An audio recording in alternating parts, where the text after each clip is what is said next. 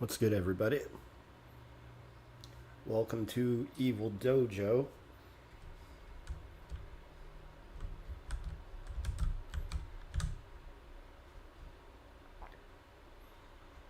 You already know what it do. Dark Mage and crew in the house. 5:12 p.m. Central whatever time.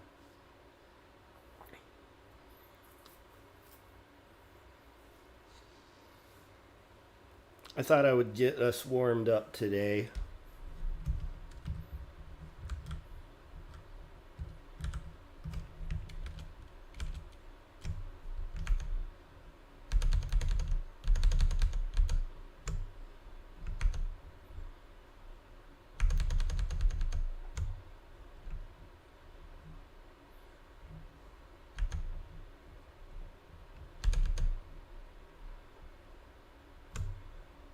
With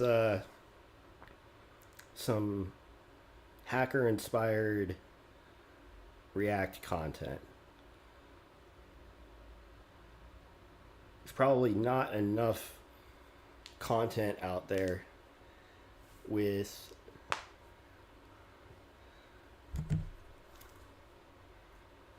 like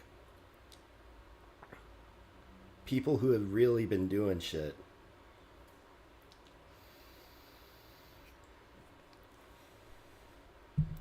And to reflect and take time to think about some of the lyrics that these rappers drop. God damn. The fun of being a language nerd in general is being able to cleverly arrange symbols in a way that derives meaning, right? And meaning in a unique way. Like, one of the things that I think these LLMs struggle with is being clever, right? Like, I'm sure that just like with a million monkeys on a typewriter, if you have them, well fed and life extended until, eternity, one of them will eventually produce Shakespeare.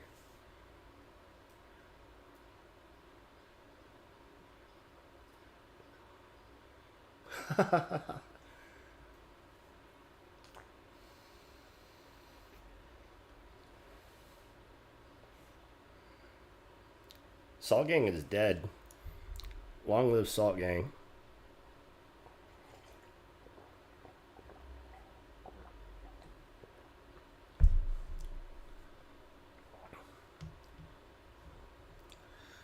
So let's warm up our vocal cords a little bit before I dig into the current state of the game, which it's made progress.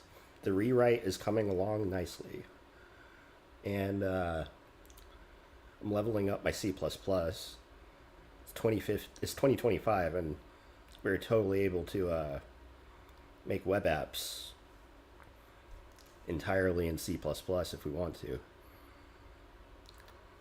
Some really fun technology.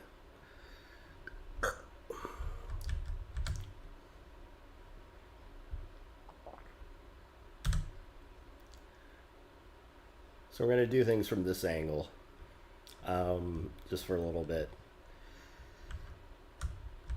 I forget when I got onto Punchmade Dev / OBN Dev, but it's part of this class of rapper where, like, one of the big shifts I noticed over the years is that in order to like compete in the algorithm, you have to make very short things that are very high energy and attention grabbing, right?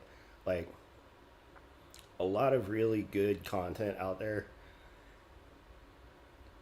like you can compare it to old TV shows and things where there's lots of camera cuts from one scene to the next in order to like keep the viewer's attention.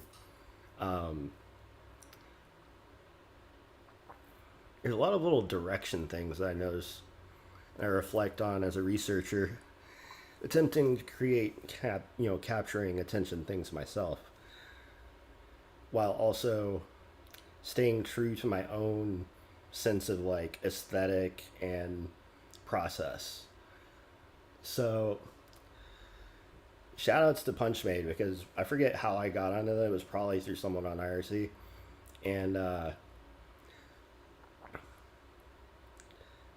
when you get onto a new musician, you usually want to like get into like stuff that they've made besides what first kind of hit with you. And this led to a few songs.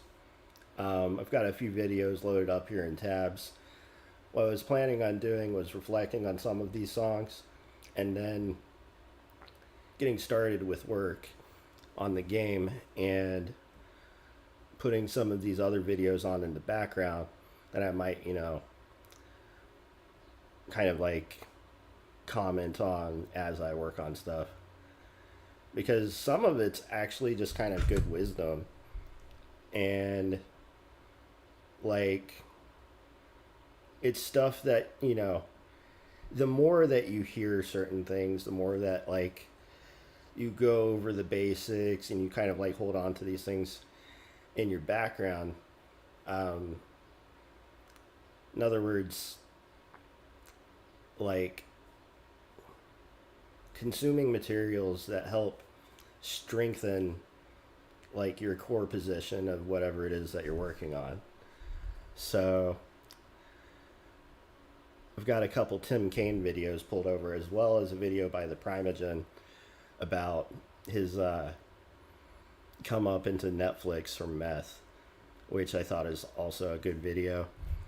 It's kind of like the story of a lot of successful developers having, to deal with some sort of struggle in their early days before they actually get to a point where, they can really look back and say they've done some shit. And that's a good place to feel like you're in. So is a bank account.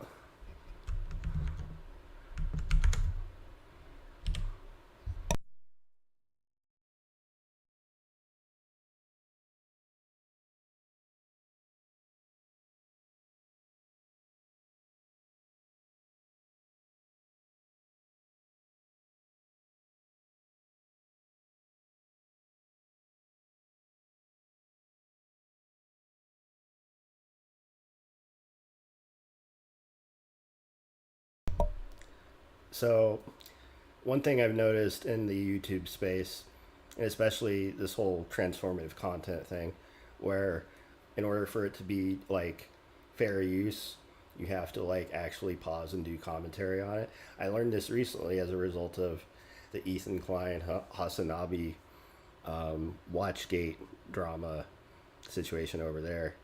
Um, Ethan Klein essentially TLDR baited a handful of content creators who have a negative opinion of him into watching his content in a way that effectively like ruined their ability to like claim that it was fair use, and instead they were just like resharing the content through their own channels, effectively stealing viewers away from Ethan's own medium. And I thought that was a really interesting legal situation.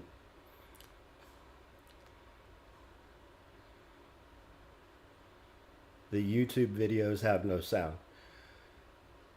Uh, you're right.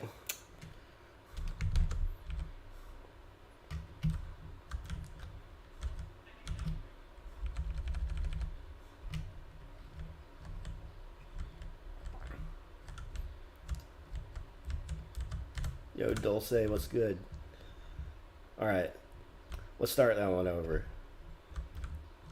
and I'll do my little interjection about fair use in order to legally protect myself against any sort of claim that I'm stealing this man's content.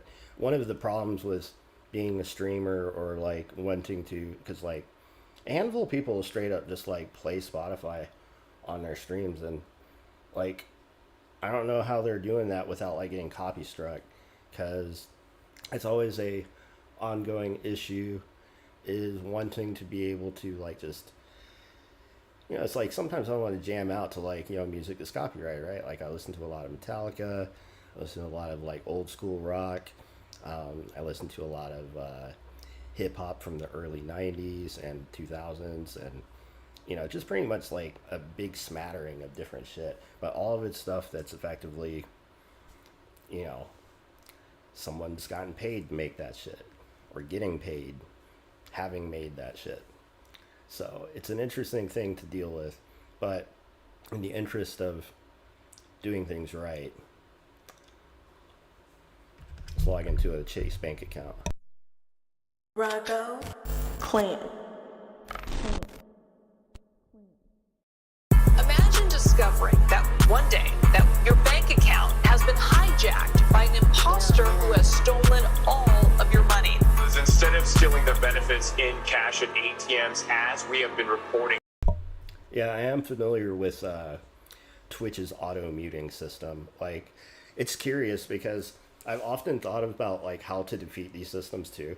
Like, one thing, like I like fucking around with FFmpeg.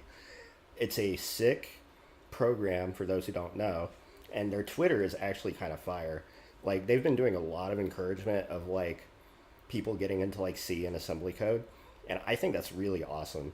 Like, I wish more people had reason to like get at the low level of things, and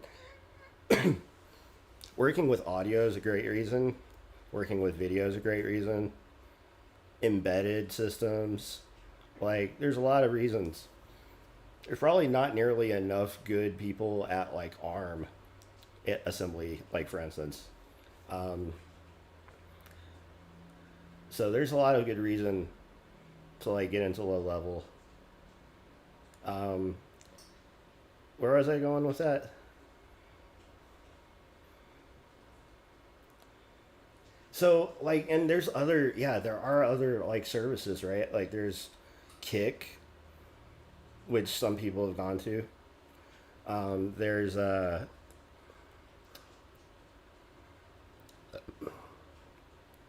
dare I say it, you know, I've actually set up a Chatterbait account. And there's nothing that says you have to get naked. There's nothing that says you have to like jack off or fucking do sexy things on Chatterbait. Like I've known people who straight up get up on there and do art and paint and just do like the regular things that they would otherwise do on like Twitch or otherwise. And then I've seen the opposite on Twitch. I've seen people do incredibly sexy things where they like, they're getting paid to do things that they should probably be doing on a place like Chatterbait. You know what I mean? The crossover between like what is or isn't, you know, like people be trying to monetize everywhere. Like as an example, like I know a lot of ASMR artists, quote artists, I use that term loosely, simultaneously have like OnlyFans as well as like a Pornhub presence, and they use one site to funnel into the other. So like you can get their content in various ways across the different channels, and sometimes there's intersection between videos being on multiple sites simply because they don't violate the terms of service and happen to be still within scope. That's great. Like, you know, I think more people would get into math if it was like taught by sexy teachers, right? like, people would be paying attention more. They might be able to follow along. They might have to rewatch it more than once, but there's definitely a market there. I think we should, maybe just become the math pimp, right? Like, make a bunch of digital hoes and have those hoes teach people how to fucking count numbers and shit. That's a fucking great idea. Now we're learning that some fraudsters are hijacking victims' accounts and then transferring the funds to my own bank account. I just woke up to another play. Woke up and swiped today. I'ma get the log into your bank account. Don't got no time to play. I just logged into another chase. Might be my lucky day. They up 100 million. I look close. The first name say it's Jay. I'm ducking, dodging all the feds, but soon I gotta stop. I wake up and start punching cars. I know I got a problem. The police got behind the car. I guess I gotta toss it. I look back and they kinda far. I broke the embosser. That's effectively the chorus, right? And then what I really appreciate about like some of the more better songs by Mr. Punchmade is that he does actually like name drop specific technologies that like anyone who's actually paying attention would be able to dig into. And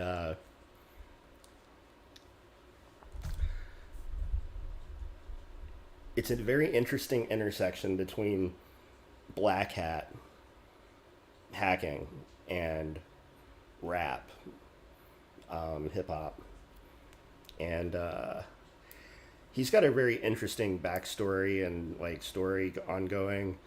I don't know what his current state is. Last I heard, he's got like a Telegram that he feeds people into, where he sells carding instructions and ways to get like credit card dumps and shit like that.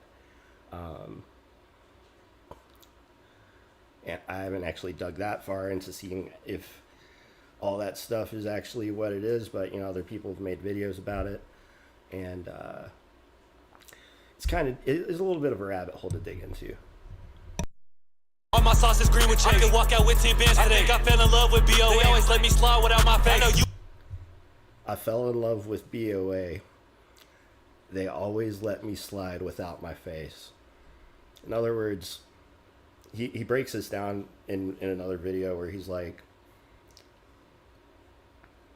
I go into the bank with a ski mask on, or like, something that covers my face, and makes it harder for the cameras to actually pick up visual face recognition. And that's like a very deep level of OPSEC.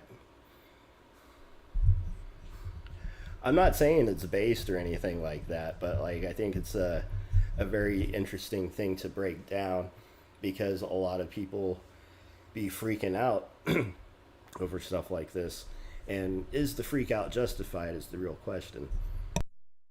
You ain't make no bread today. I bet I can make that change today. Go and get a different name today, so then I can show you plenty ways. Make sure you got a VPN, then change it to a different state. There's plenty different bank accounts that hit, but I like using Chase. Make sure you've got a VPN and change it to a different state.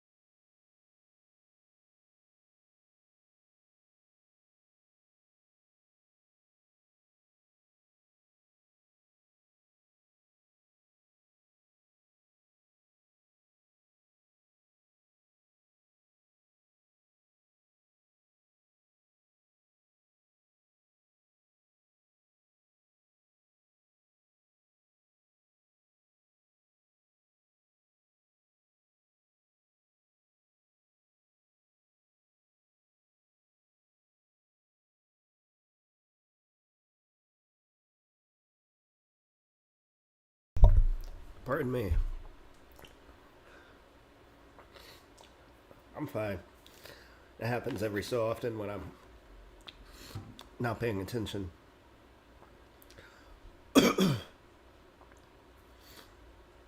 But yeah. Dude, providing OPSEC basics. Really, the reality of the situation, I need to drink more water.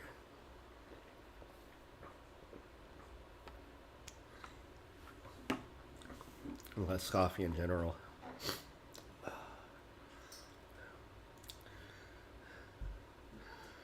Yeah. Appreciate that.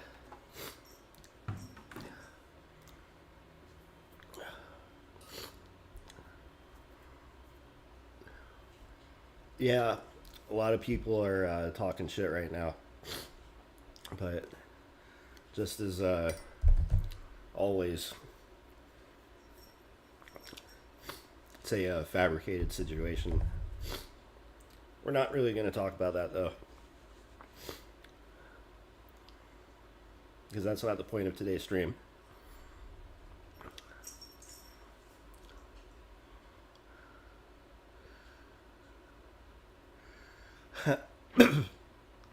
There's kind of a fun story about how when Freenode became Libera,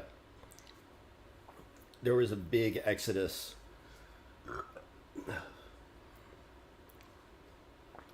I would caution this individual about getting involved with that channel.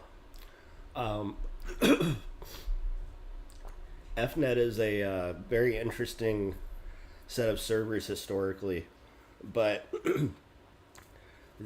how it came to that this one particular channel has ended up as the primary dominating force is a very curious one.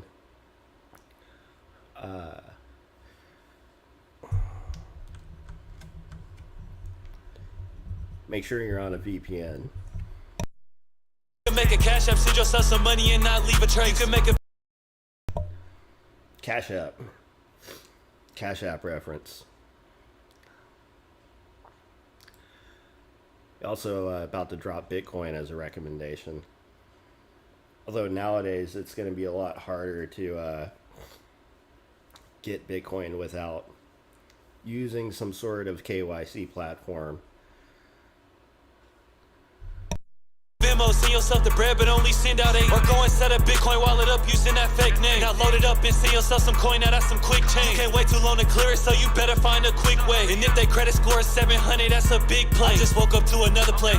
Woke up and swiped today. I'ma get the log into your bank account, don't got no time to play. I just logged into another chase. Might be my lucky day. They up 100 million, I look close, the first name say it's Jay. I'm ducking, dodging all the feds, but soon I gotta stop. I wake up and start punching cars. I know I got a problem. The police got behind the car. I guess I gotta. If that's really you, Rain, shout outs, because I haven't seen you around in a very long time.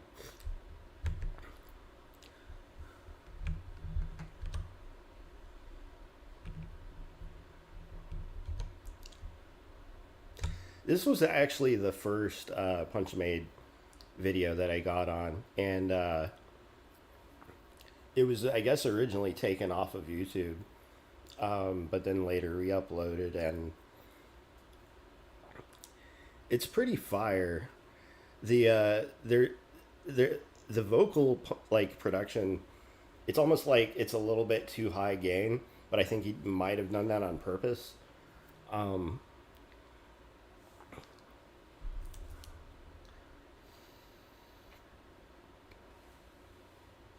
wow, congratulations. That's some heavy stuff.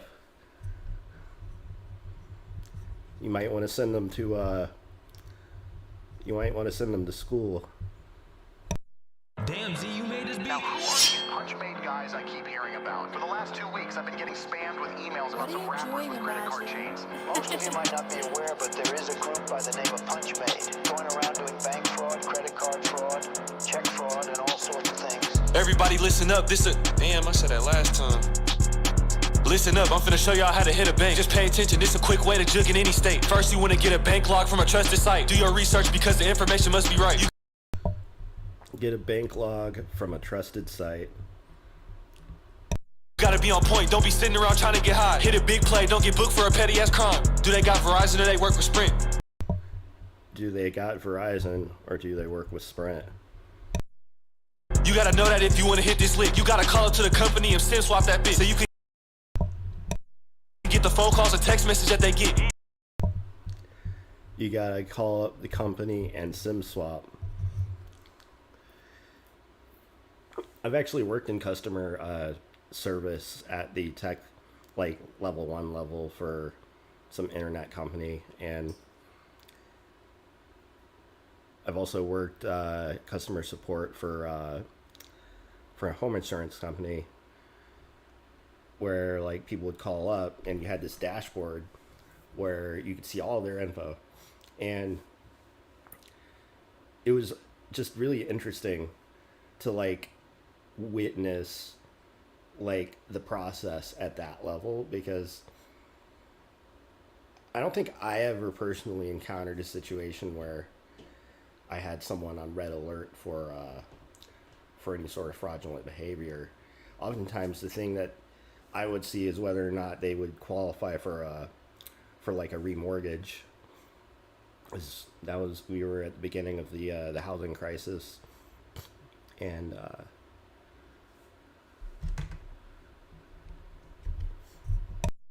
You need that so you can log in with the code. But before you do that, make sure that you don't do this wrong. Now let me. so you have to SIM swap in order to receive the phone calls and text messages, so that when you attempt to log in with their information, you would be able to receive like their two-factor code, or in other words, intercept any sort of secondary authentication needed to get past the login point so that you could get into their account. Find out that your dumbass tried to log in through the phone. You gotta change the location into their home. You got to change location into your home. How do you do that? For that, you're gonna need an RDP server. It should come with their IP, you gotta plug it in the server. This might be a little hard, but it's hard being a worker. The bank will get their money back, so ain't nobody hurting. You're going to need an RDP server. So if you look up what an RDP server is, it's like a Windows remote desktop protocol. And this is what they use for remote desktop. My only experience with remote desktop has been through with X11 forwarding on Linux. But then anyone capable of using Google would be able to look up what this is and then educate themselves as to how that works. And then you kind of put two and two together, and it's like, well, wait a second. They're going to have an RDP server running inside their home network already. So you're going to have to find a way to get a RDP server running on one of their machines so that you'd be able to log in and be able to log into their accounts from inside of their own home network, so it doesn't look like they're coming from outside, so that way you don't trip off any sort of sensors that the anti-fraud department might catch. You just got in the account. Don't be getting too excited when you see the first amount, cause there's a certain way you gotta wire all the money out. Don't be fucking up the player, you gon' sit there down and out. Now you need a runner you can wire all the money to. Make sure you break them off a good amount, they gon' want money too. You might need them for another play, let them run in for you. Some banks be asking hella questions, so it's hard to do. Okay, you SIM swap, got a runner in a bank. Now it's time for you to wipe down all the money that they made. Go and send the wire out, send it straight to the runner's bank. If you did everything right, then it's gonna be a piece of cake. Now that the wire went through, listen up. The money's basically yours if you don't somehow fuck it up. I can't forget my first play, I was somewhere turning up. Make sure you hit it while you can, because the ham's gonna burn it up. Have the runner go inside, tell him withdraw all the pay. If it's a big play, have somebody wait outside the bank, cause they might try to run off, but we don't play about our pay. Imagine doing all that work and someone ran off with your play.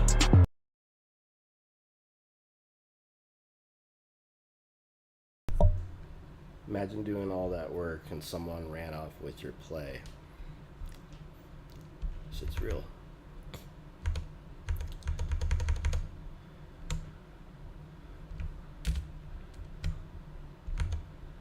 Alright.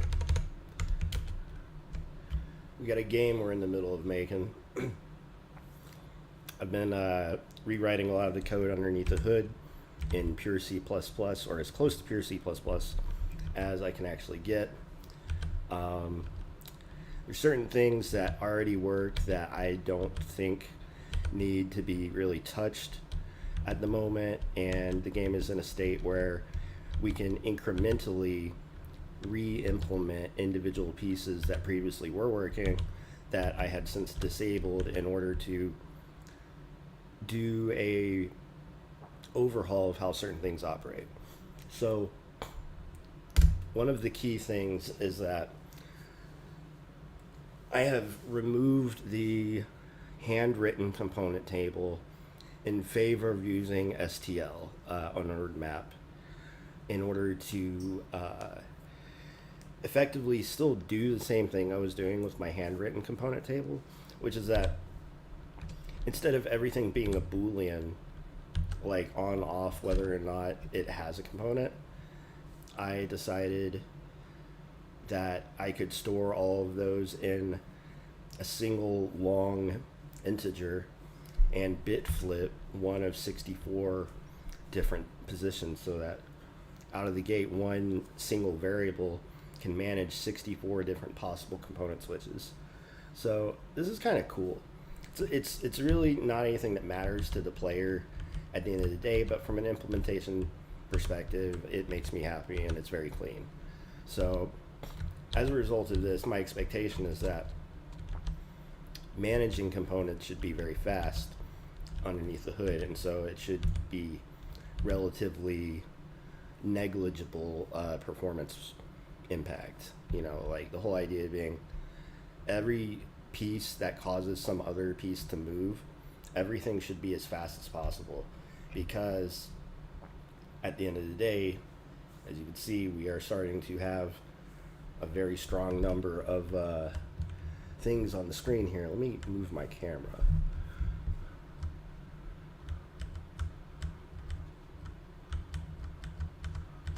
There we go.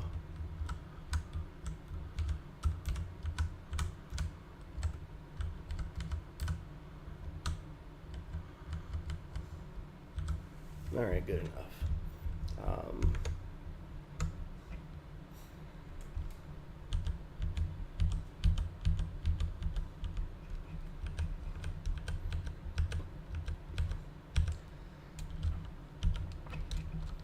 Things are still in progress.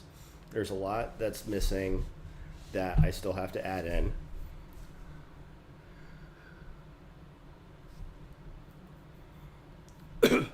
I like your YouTube username. That's a great one.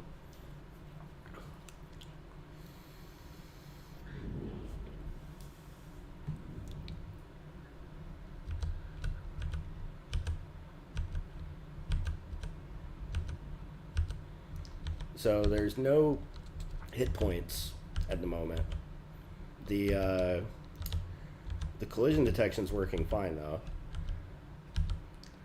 Everyone's, except for me, choosing to move in a random direction or stay still on every turn. But this is effectively the beginning of a full-blown entity component system in pure C++.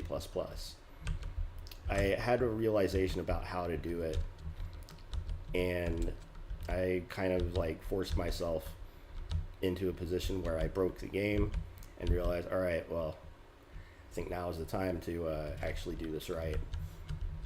And my assumptions were correct. It was a lot easier than I was thinking, and ends up no, these are not worms. These are actually orcs. The little slime over here, that's actually a green slime. There's other colored slimes. Actually, as part of improving like the state of the demo here, I was going to add in a couple little upgrades to the spawning function, so that instead of just spawning in one location, they spawn literally anywhere randomly on the screen. Whereas also add in a couple like random races, because at the moment we're just spawning orcs. But it would be kind of fun to kind of do that before I actually move on to anything sort of heavy duty here. Even though y'all saw me just hack and cough up a bunch of stuff a few minutes ago, I still have half a pot of coffee.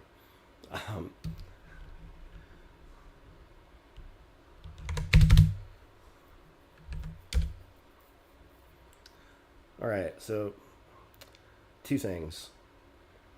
Let's start by, instead of spawning at just the 1-1 location,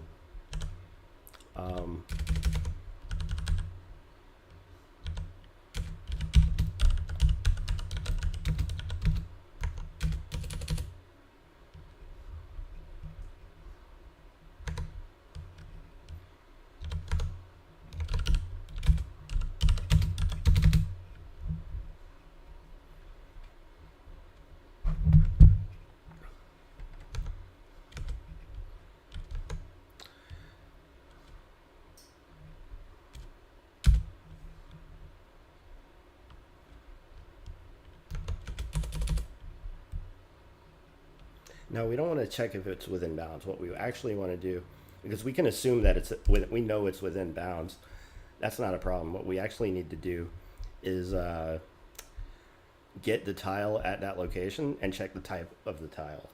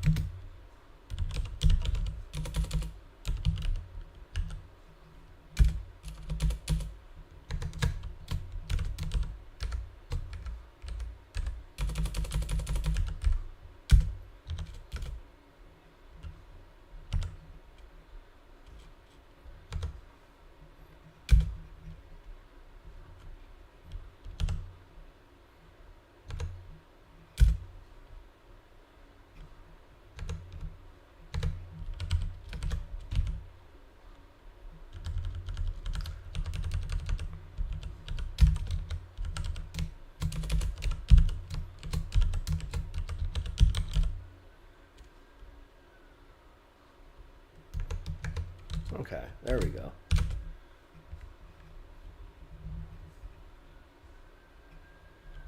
It's Copilot. Ever used Copilot before? It's been out for literally years. I was just telling someone earlier today, I've literally been using Copilot since just before Microsoft acquired it in like 2021, 22, something like that. I've never used it in Visual Studio Code. Let's see.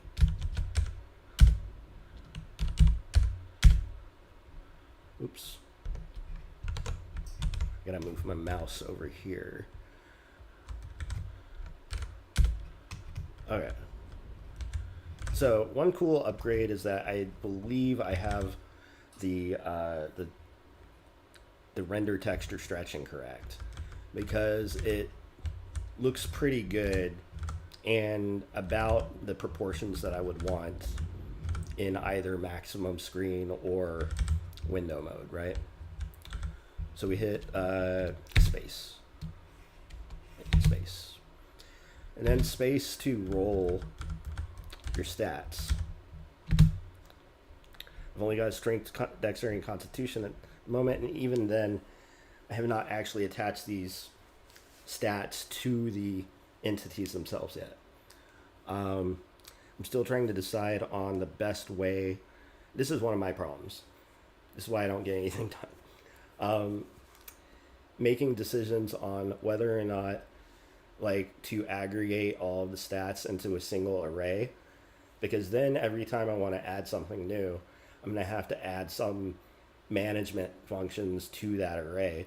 Whereas if I do like a single component for strength, a single component for dexterity, a single component for constitution, it's kind of dumb, but it would allow me to more granularize, I guess that's one word I can use here, the implementation.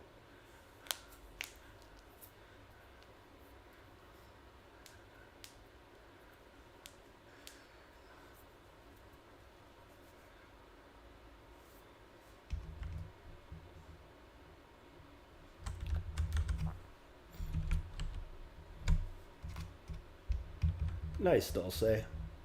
Yeah, I would love to see what setup you're rocking. You know, should definitely push something to GitHub or do some sort of blog post.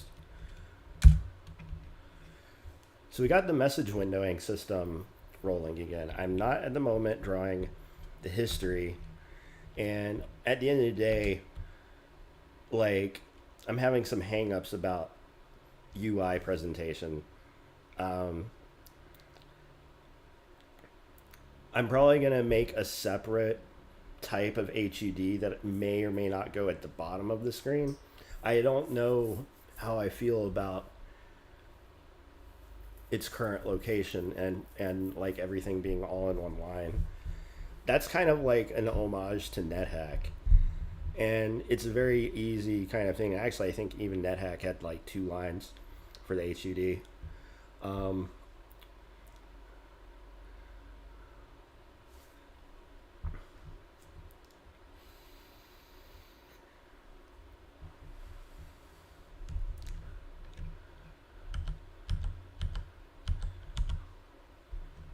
Okay, so I saw the dude spawn in like that. One thing that I wish I could kind of improve upon is like the appearance of the entity, how it spawns in. Like, and the only thing that I can really think to do is to like apply some sort of texture fade to it when it's coming into existence. Like,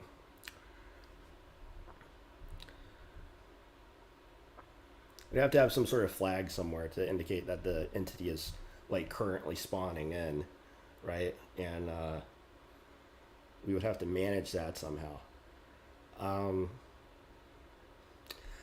The other immediate thing that I was going to upgrade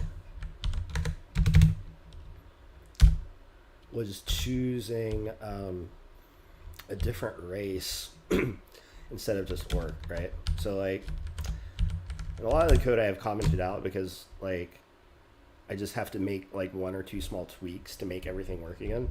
So I decided, like, rather than have to like literally rewrite everything.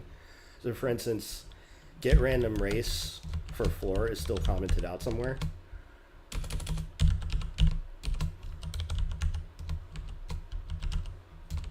And the original intention here was that this was going to be like literally like certain races wouldn't appear till certain floors, but I'm not sure that that's going to be the correct way to go about deciding like what spawns on what floors or in what locations or in what biomes or how even enemies will be spawned, because it's also possible that like we may not want, as a design decision, entities to constantly be spawning at random every so many turns, because like maybe you kill everything on the floor, like, and you're in story mode, like, you know, we necessarily want infinite, you know, spawn ins like that.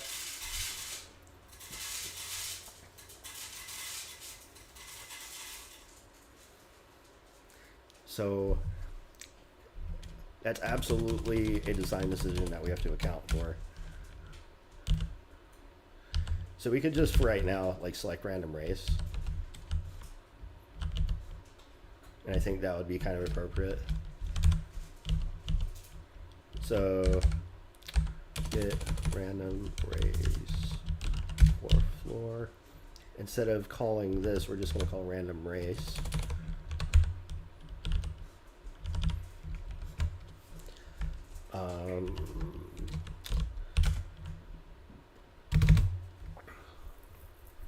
Let's make sure that we're actually loading all of the things, and it looks like we are, so we should be good to go.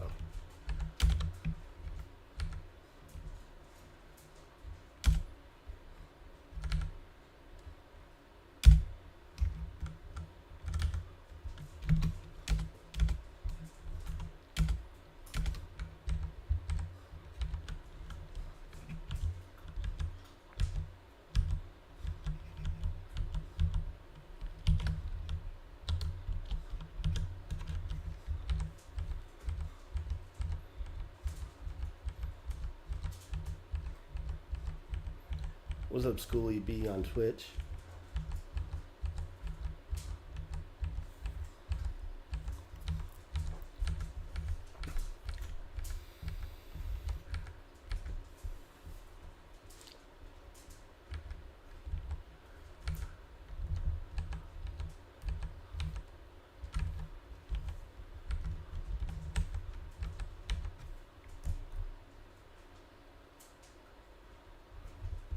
Just realized is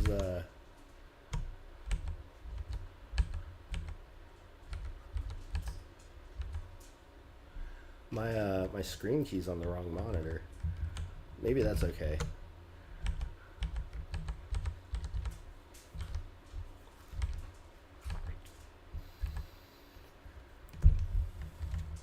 Maybe not. Maybe I actually want screen key over here.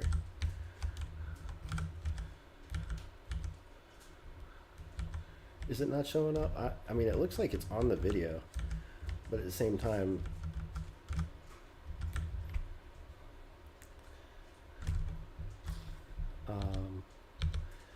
yeah. Wait. I mean, I turned it off.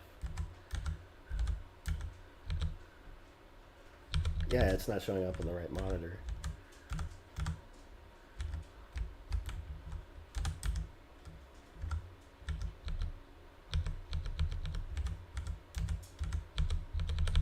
Yeah, this is technically not DPI1. This is actually HDMI 1, but for some reason, weird. Okay, while I fix that.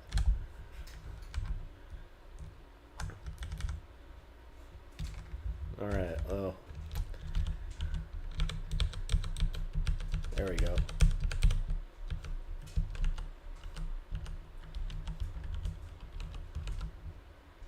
My sweet little debug monitor over here.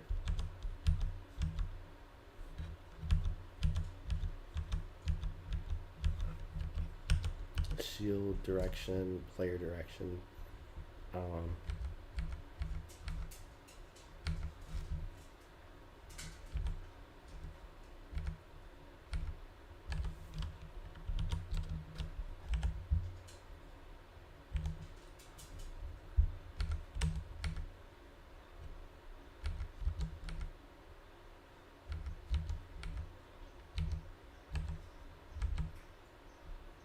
Right on, Dulce. Take it easy.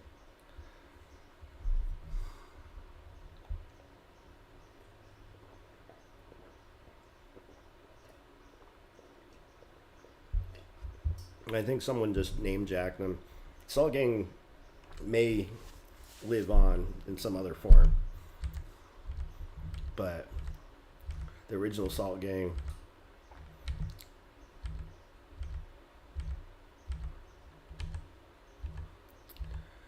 rest in peace, Rondito.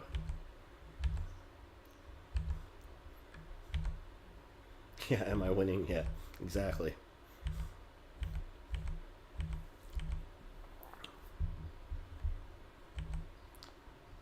So everything's working pretty good right now. And this feels good. This feels clean.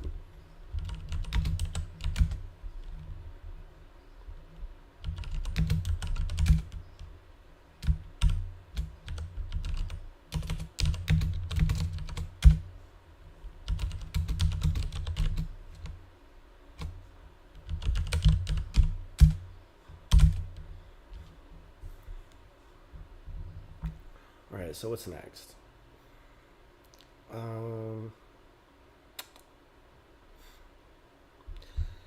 As a small upgrade,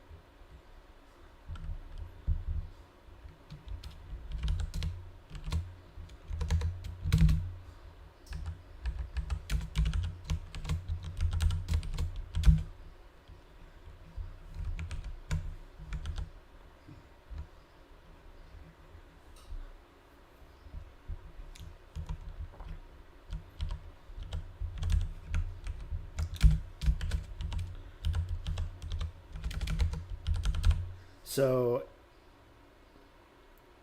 I'm gonna have to decide like where a lot of this new code is gonna go. But as an example of an upgrade that I'm able to do right now,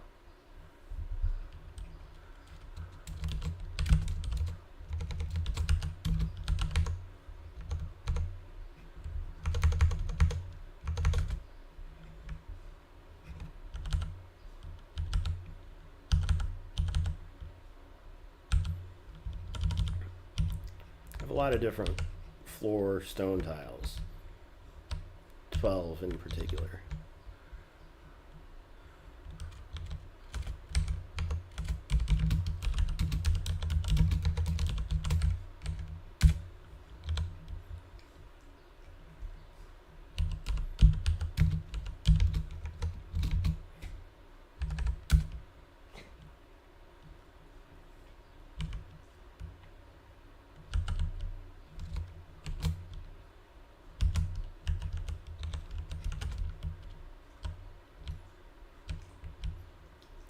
Here we are.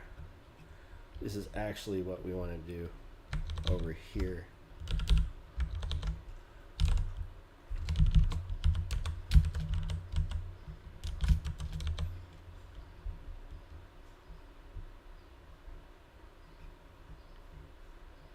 Right on, Rand. Take it easy.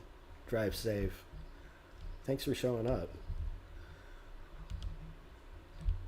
We have to take this little girl out to pee-pee here in a minute and get her some dim in. My cat just laid down next to her.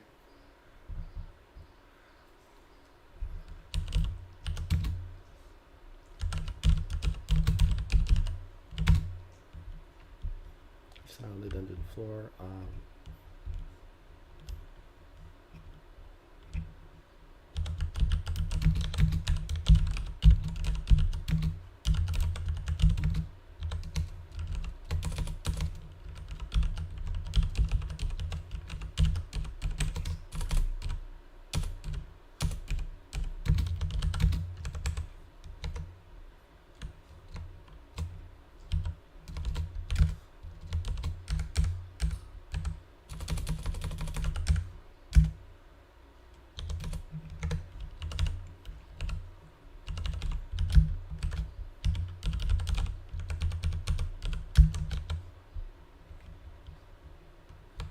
Boom.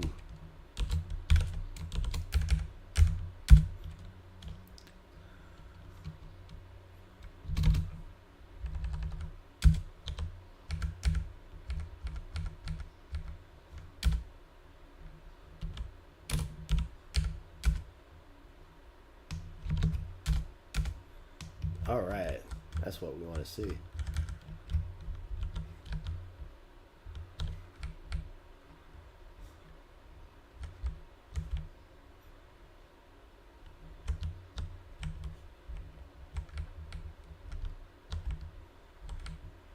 Looks pretty good to me.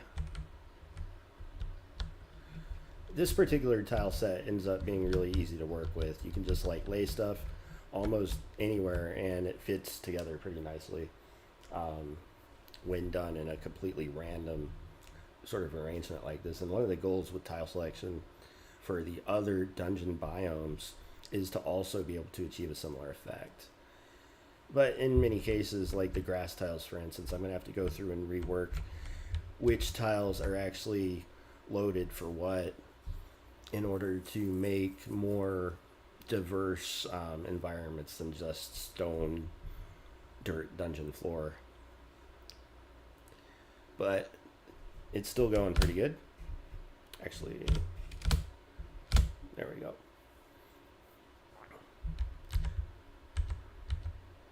I want to think about how to actually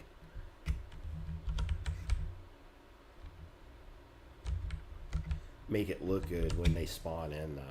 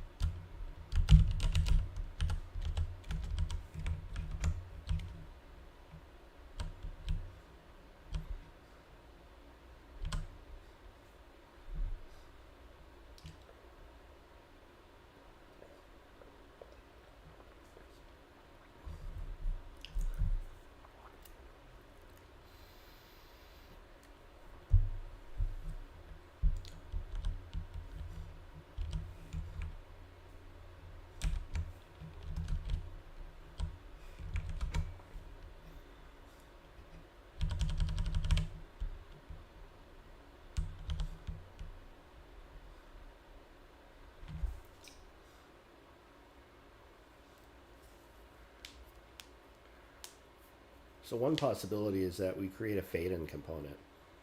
In other words, we create something that at spawn-in, we attach to the entity and increment until it hits a certain value, such as 255. This could be one simple solution to what it is that I want to do, to try and experiment with making something look cooler when it comes into existence.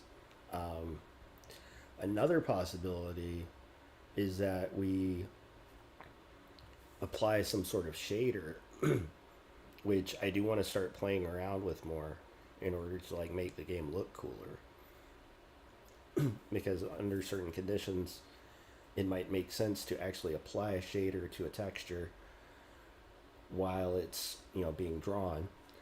Not in every case, naturally, like in a normal state.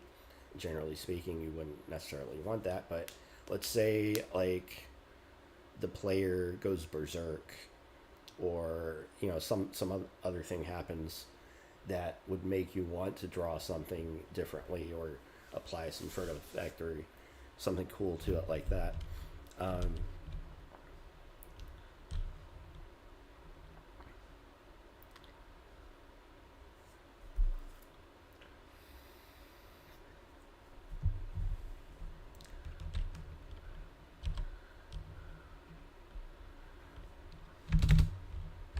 So let's try that.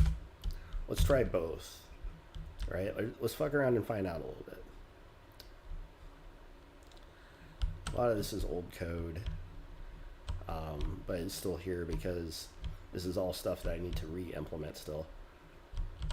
This is stuff that I'm converting over into a C++ based component system. So let's create a simple int component. We'll call this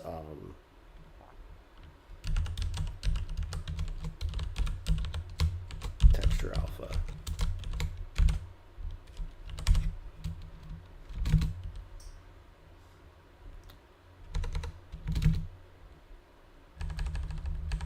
So first we declare it in the game state, which is a big struct. Someone asked earlier what a struct is. A struct is like a class, but without methods on it. In other words, a pure packaging of types, you know, like different data structures. You have structs within structs, and it's just a very old school way to package data together. So like, I've always thought of like a way to do object-oriented like code in C is to use structs and then define a function for every function that otherwise would have a method for that struct. Very straightforward.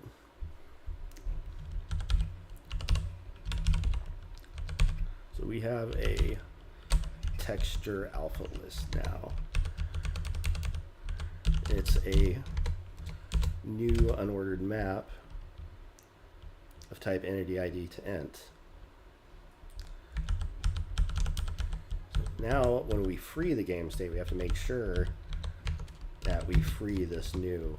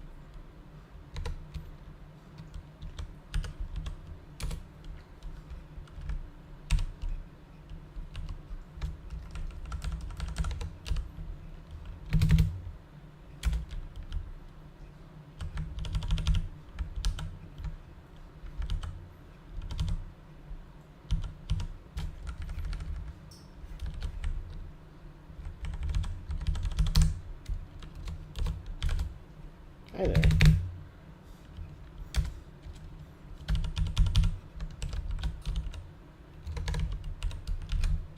I know what time it is.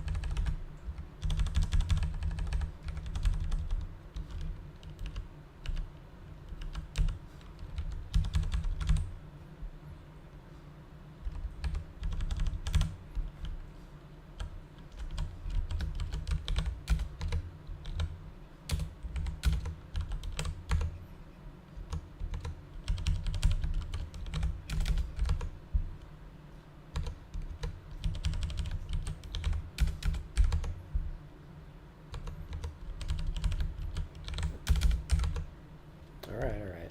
Let's do it. All right, we'll be right back.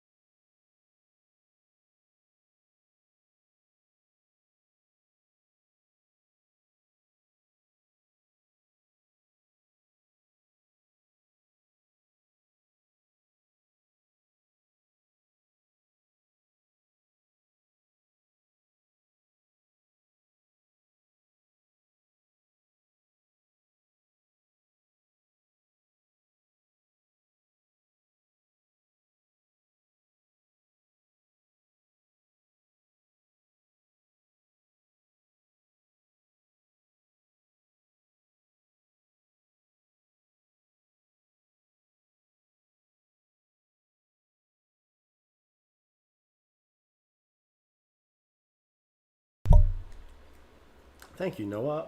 How you doing?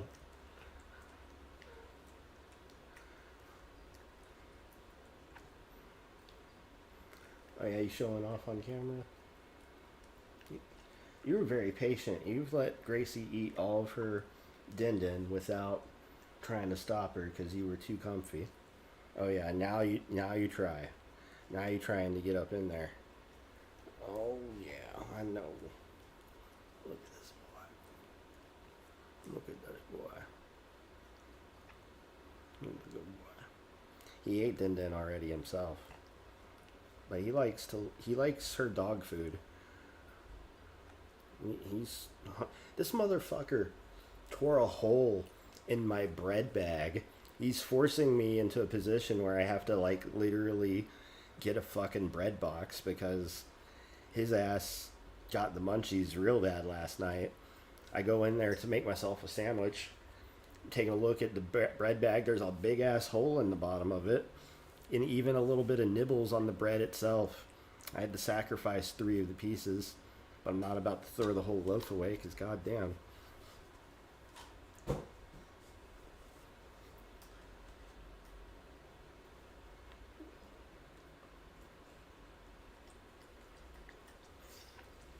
Okay, so let's see.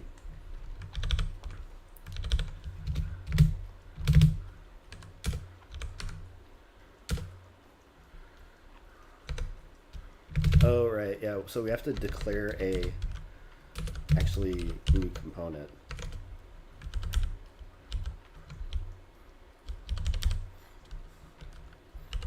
I'm explicitly numbering them here because I anticipate there will be a point in the near future where I have to extend the component table past 64 possible components, which is kind of the point of the system. It's like, you know, with 4 long variables, you have 256 possible flags that you can set.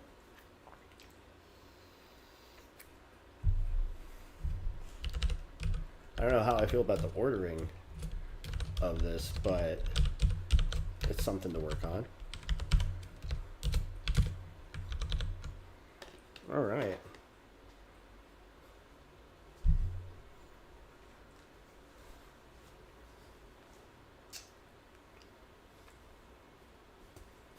Well, here's how I ended up with 2 animals. This little girl, I call her a little girl, but she's really an old girl. She's a little old girl.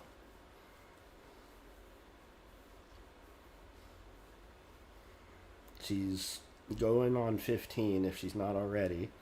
I don't know exactly her birth year, but I have memories of being with her when she was a puppy in late 2010, early 2011. So, you know, when you do the math, she's coming up on 15.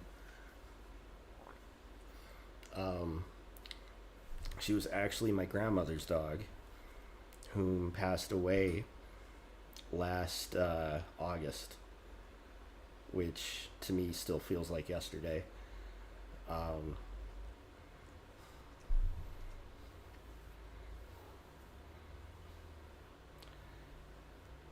She's doing real good, though, considering how long it's been since her grandma's been gone. I'm doing alright, Sockman. Thanks for asking. I mean, you know, we're doing as okay can be for right now. I've only really eaten half a tuna sandwich today, but I'm totally gonna eat some more. These animals are like out and eating me, man. I gotta start putting on some pounds. I need to get some more coffee too. You ended up with 4 cats? Holy shit, no. That's insane. I would be suffocating over there. I already questioned my breathing with this guy around. I do my best to keep the place as clean as I can keep it, because I do have allergies to cats, as much as I do enjoy their presence and company. We when I was a kid growing up, I had a cat, and when he died, I discovered that I was allergic to cats, and we didn't have a cat for a very long time. I didn't have a cat for a very long time. But this guy is Evil Dojo backup squad, because when this little girl decides that she's ready to astrally project and do her cosmic journey, I'm gonna be pretty lonely. So having this guy on hand beforehand is kind of a blessing, although he's a little shit at times. I have a lot of work to do to get him to kind of chillax. He likes to fuck with certain things that he shouldn't fuck with. I'm very thankful that he has not like actually chewed through anything besides my bread bag. Knock on wood. Like right now he's on top of the computer where he knows he should not be. Hey buddy. No. Nope. I need you to get down. I don't have the power button secure homes. Come on.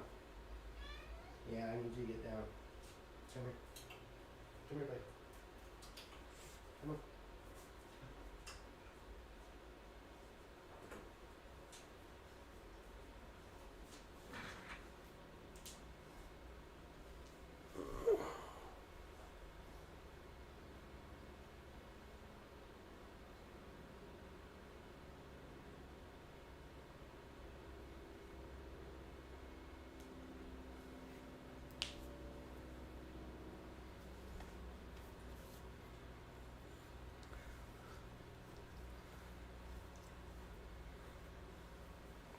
Okay, so the game built. It means we have a new component that we can attach to any entity that we want. So the whole idea there is like when a new NPC comes into existence,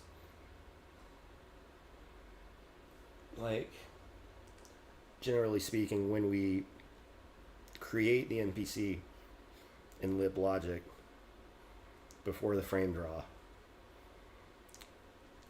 libdraw will pick up the fact that there are new entities that it has to instantiate sprites for.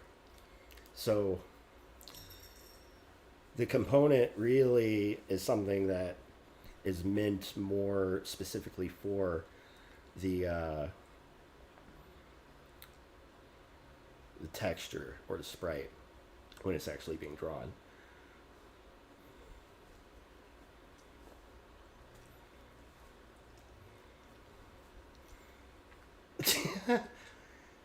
That sounds about right. I mean, you know, that's probably not the worst terror that a cat's gotten up into. I've had the, one of the ideas that I want to do with this engine that I'm making is that, in addition to like a traditional dungeon crawler and all of that as one primary game, I want to make a separate game where you play as the animals and there's like a more animal-centric focus. Like you could have entire dungeon crawling subgenre about playing as a cat. Because in the very first instantiation of this game in 2013, I was initially testing with my own hand-drawn characters. Ooh.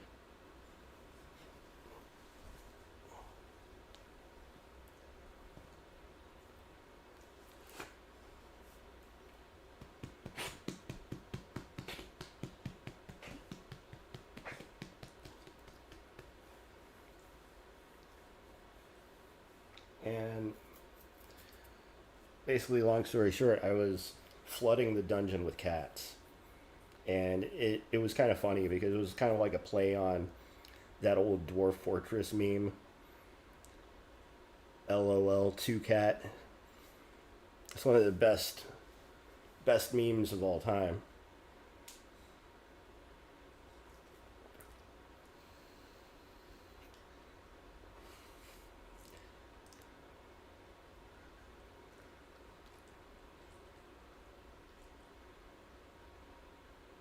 So the good thing about this system is that because the entities are not objects themselves, because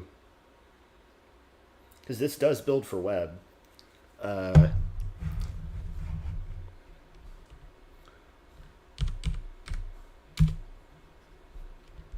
there's desktop build, but then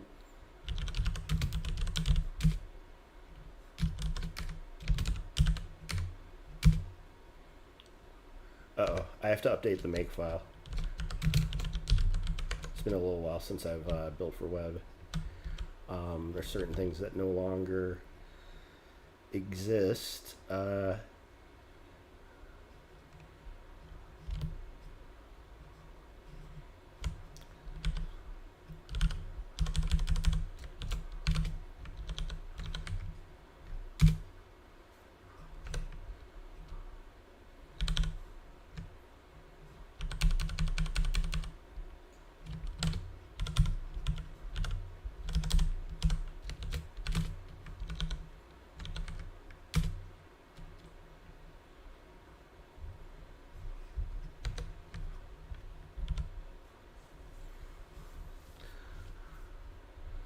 Oh, whoops. I have to update the game state web loader as well.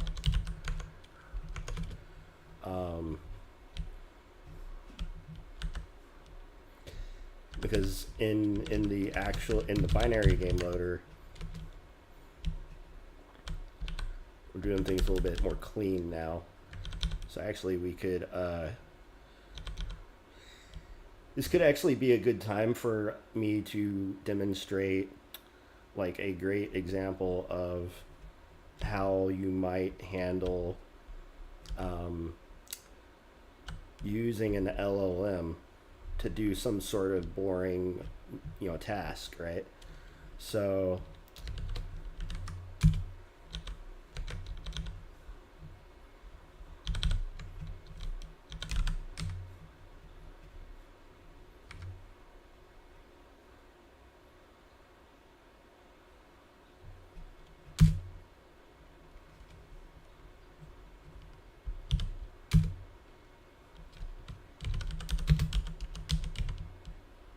oh wait, what folder am I in?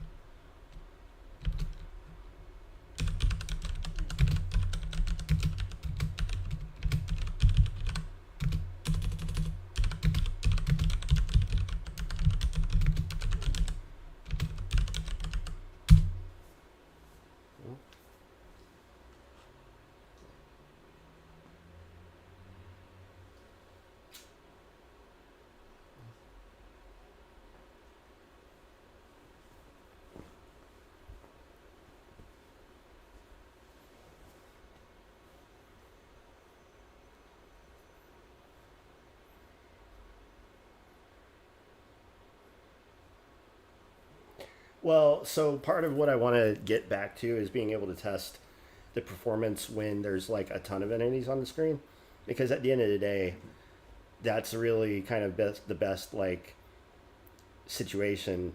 But over time, there's gonna be like little individual things that need to be like optimized. But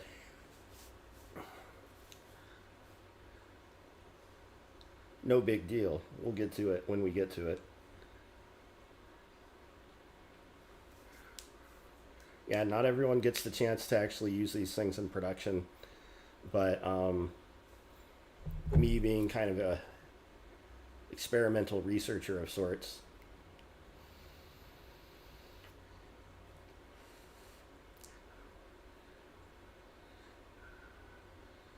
now that's very interesting what it did there.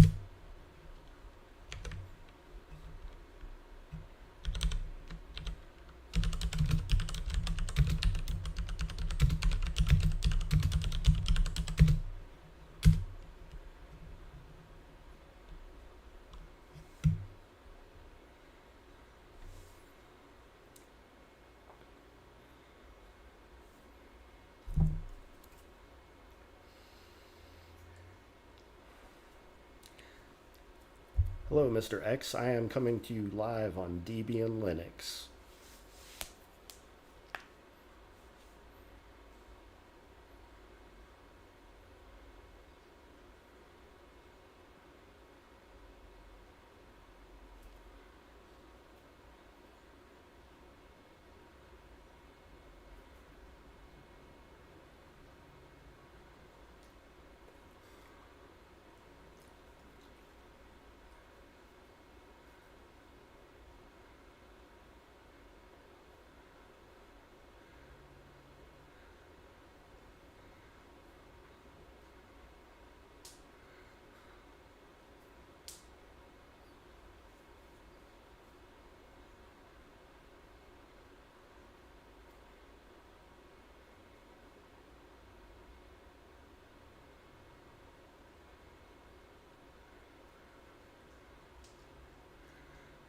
Yeah, one of the benefits of entity component setups appears to be more efficient memory management, which also results in kind of like a faster like load from memory into CPU type loop, you know, kind of affords the ability for caching and stuff like that.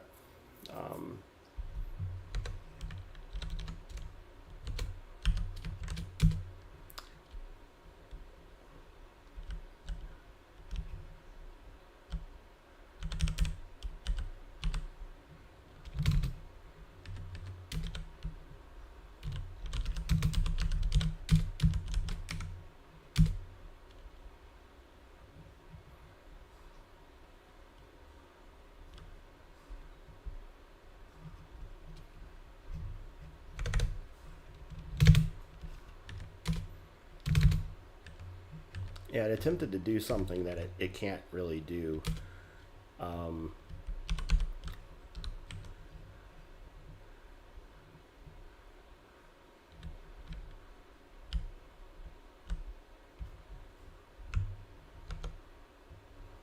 This might be something I should probably handwrite myself.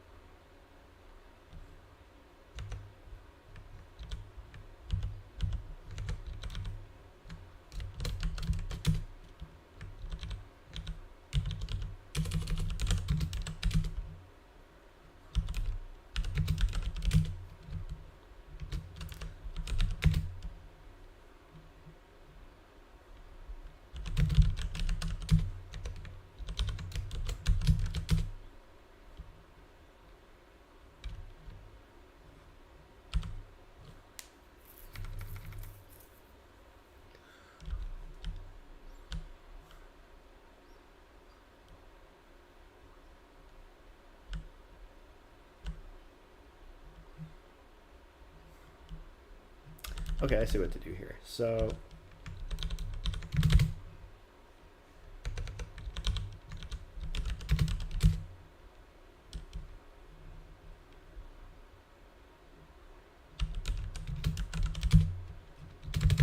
we can actually leave that in for right now.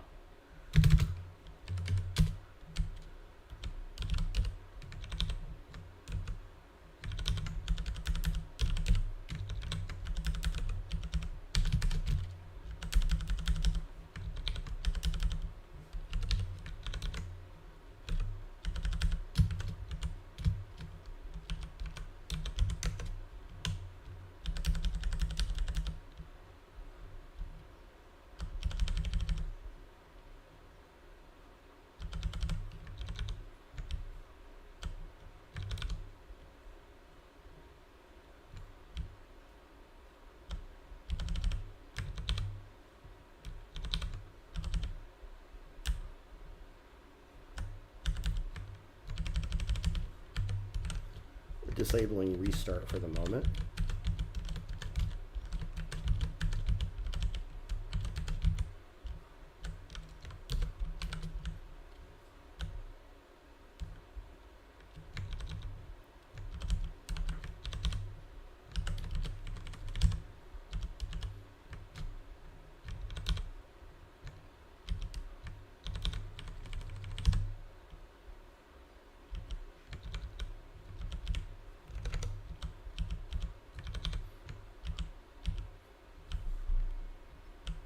Okay, so far so good.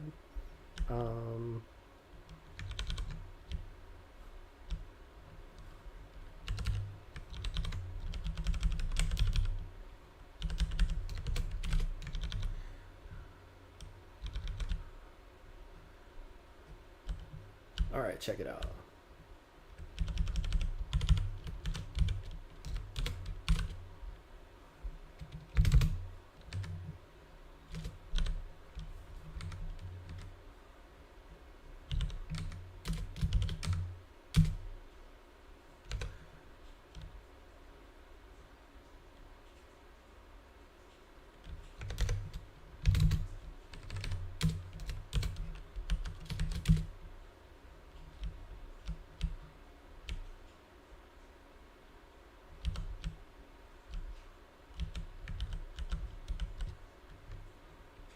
What do you mean no target?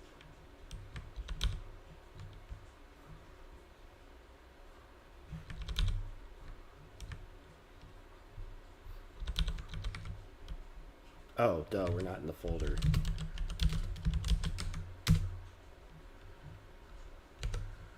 Oh, oops.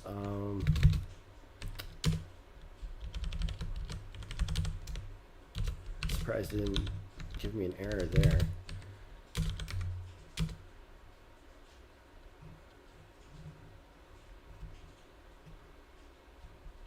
There we go.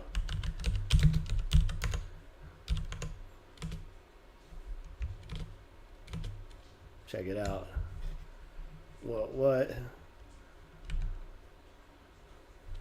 We in the browser.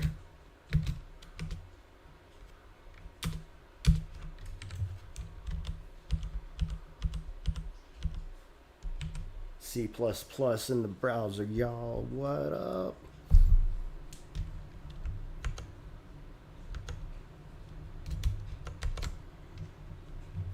Oh yeah.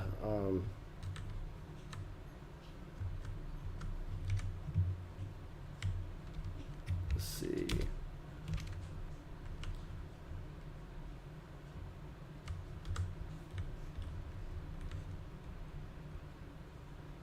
Check it out.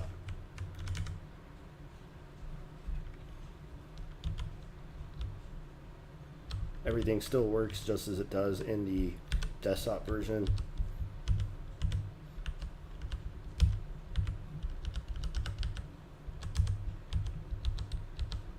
Still runs at 60 FPS. We still got a debug panel we can take a look at and make sure that everything is operating nice.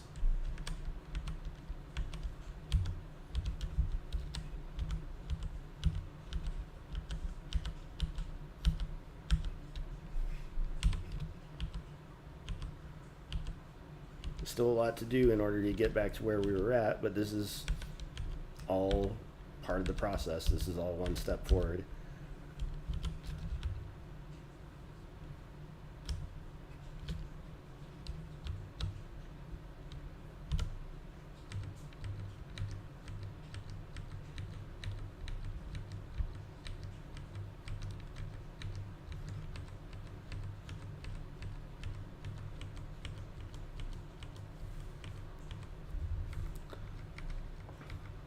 Now, if we wanted to get really aggressive with the spawning,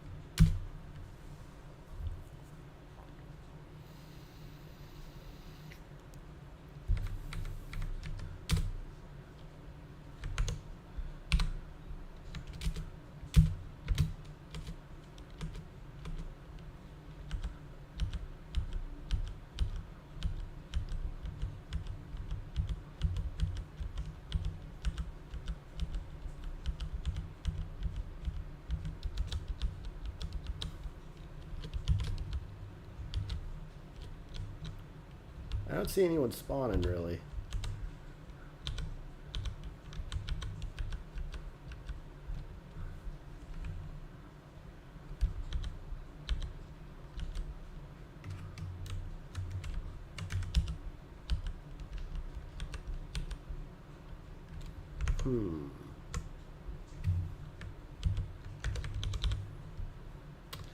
Oh, I guess that's never going to be true, right?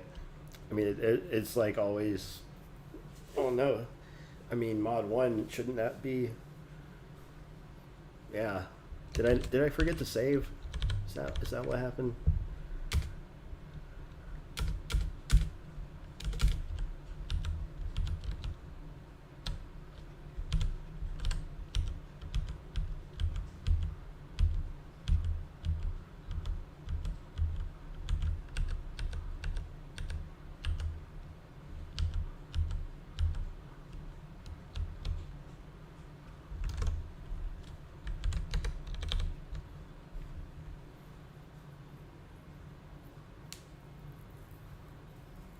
Is turn count not incrementing?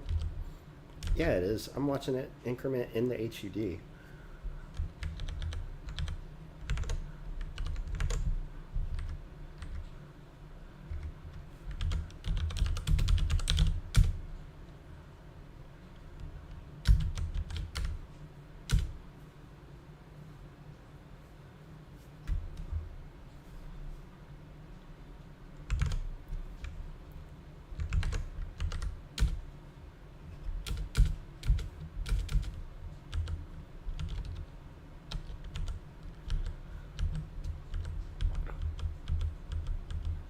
Okay, yeah, we're definitely seeing people spawn now, pretty rapidly.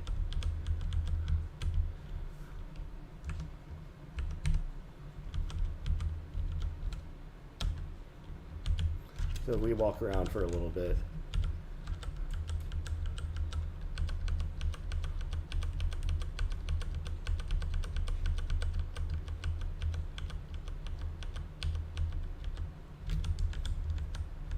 We'll be able to actually keep track of how many entities are being spawned in the debug panel.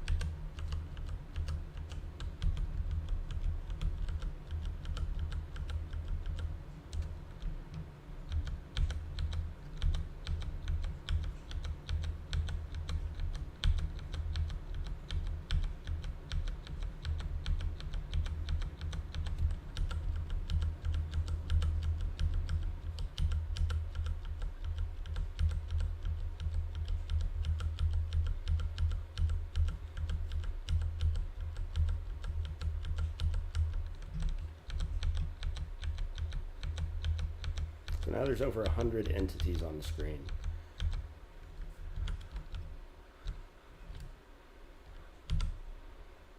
This is not bad. They're all being managed. It's all doing its thing. Wonder.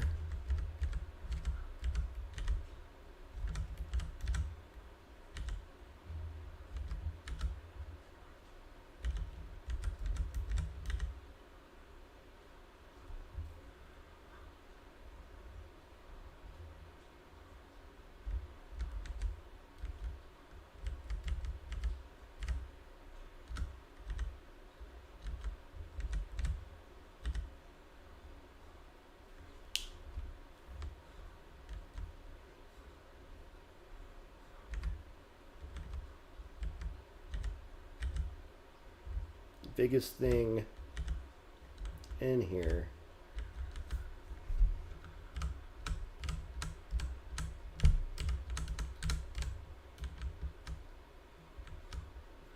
is a JS array buffer data that's like 58 megs big.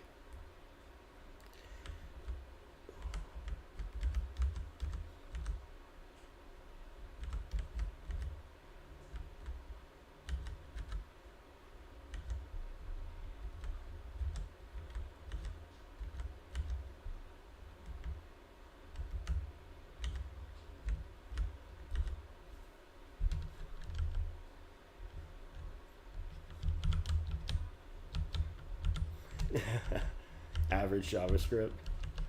Yeah, it makes sense. But I mean, this is not bad, right? Like, we're able to write totally in C++, and we're able to compile it and run it in a web browser. And anything I do here, I'm able to directly push onto itch.io. So from my perspective, this creates a really good opportunity for indie developers in order to like get stuff out there really quickly.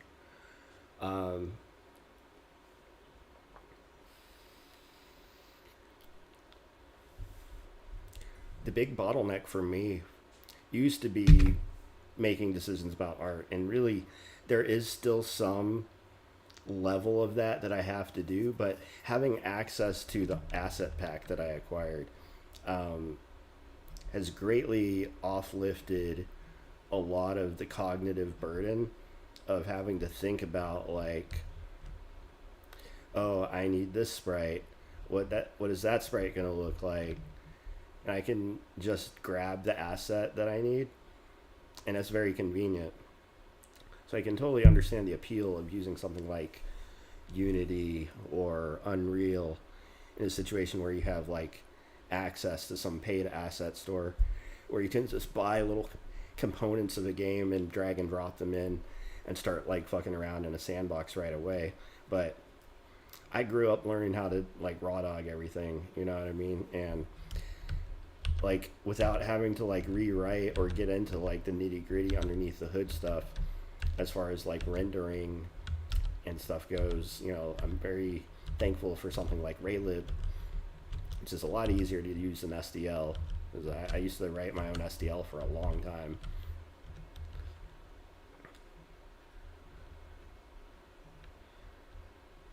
Yeah, no, it does kind of feel like black magic, right? The fact of the matter is that using a, I don't even know what you want to call it. Let me pull up a thing over here.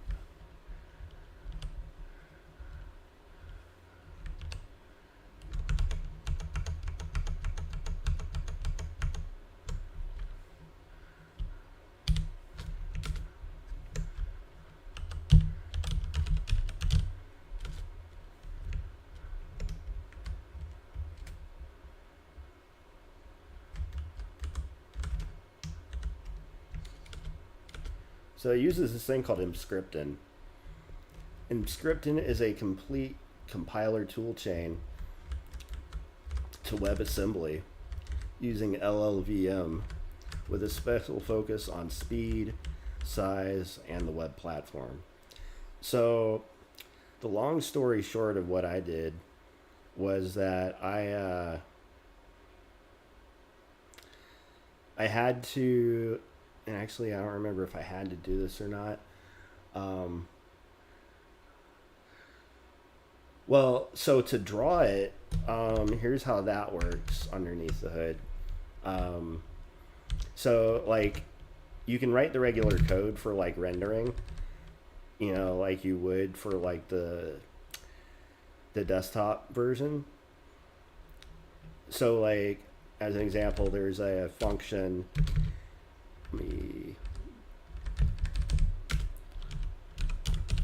like in Raylib called init window, and then set window size and stuff like that. And you know, you create some textures, you draw them, you present them to the window, kind of standard stuff. But to get it onto the web,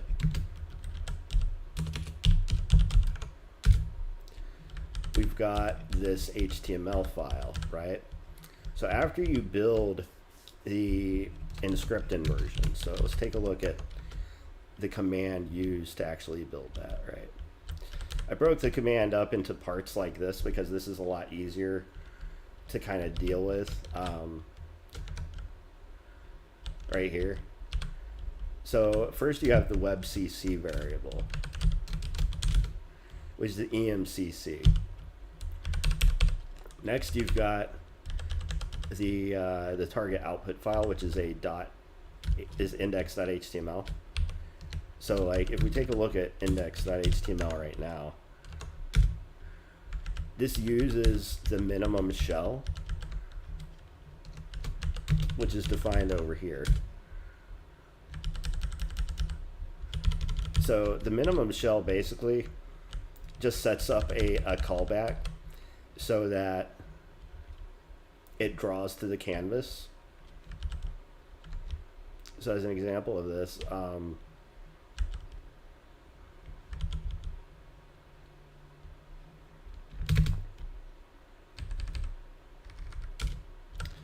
in the EMCC options,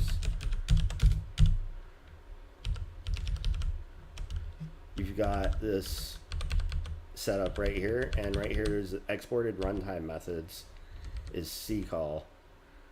And I also set up a thing to allow for memory growth, because I was running into issues where, like, because I had too much stuff going on, the size of the game was growing too big, and then it shattered break without this flag. So the references to native libraries, so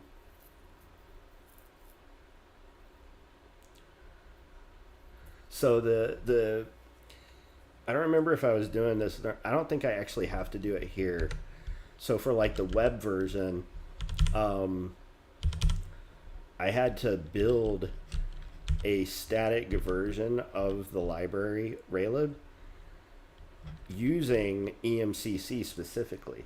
So I actually had to modify the compilation makefile that Raylib uses in order to use EMCC, so that I had a EMCC compiled version of the static Raylib, so that whenever I go to build my game, it uses this statically compiled EMCC version of Raylib instead of the default one on my system. Well, it's not that Raylib needs it, but like whenever you're building for the web, you're probably going to want to statically link whatever library that you might be using into it.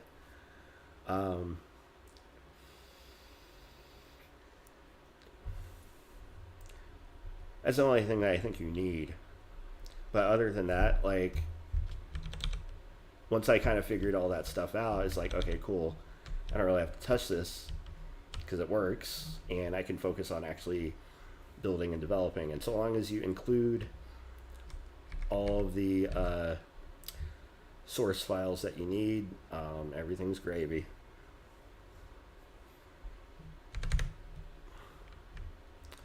Order doesn't seem to matter as much here as it does like when you're, you know, attempting to build out the object files. One of the potential upgrades is I could eventually get rid of the hash table for managing entity IDs and sprite groups and go to like a pure C++ unordered map solution. But this is another case of it works, why bother breaking it again when I've already done this so many times? And the only reason I would do it is if I run into performance issues in the future.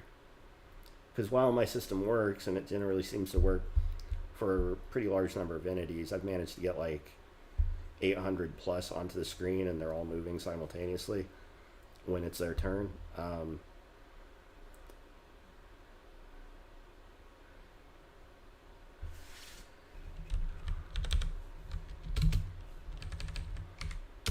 If it ain't broke, don't fix it.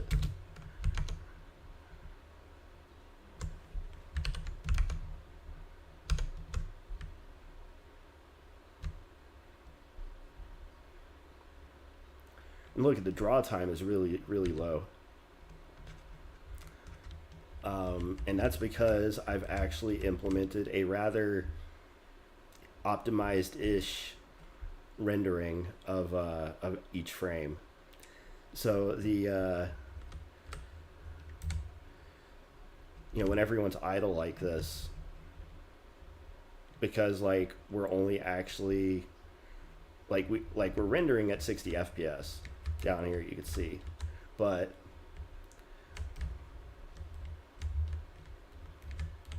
oh, the draw time's gone up a little bit.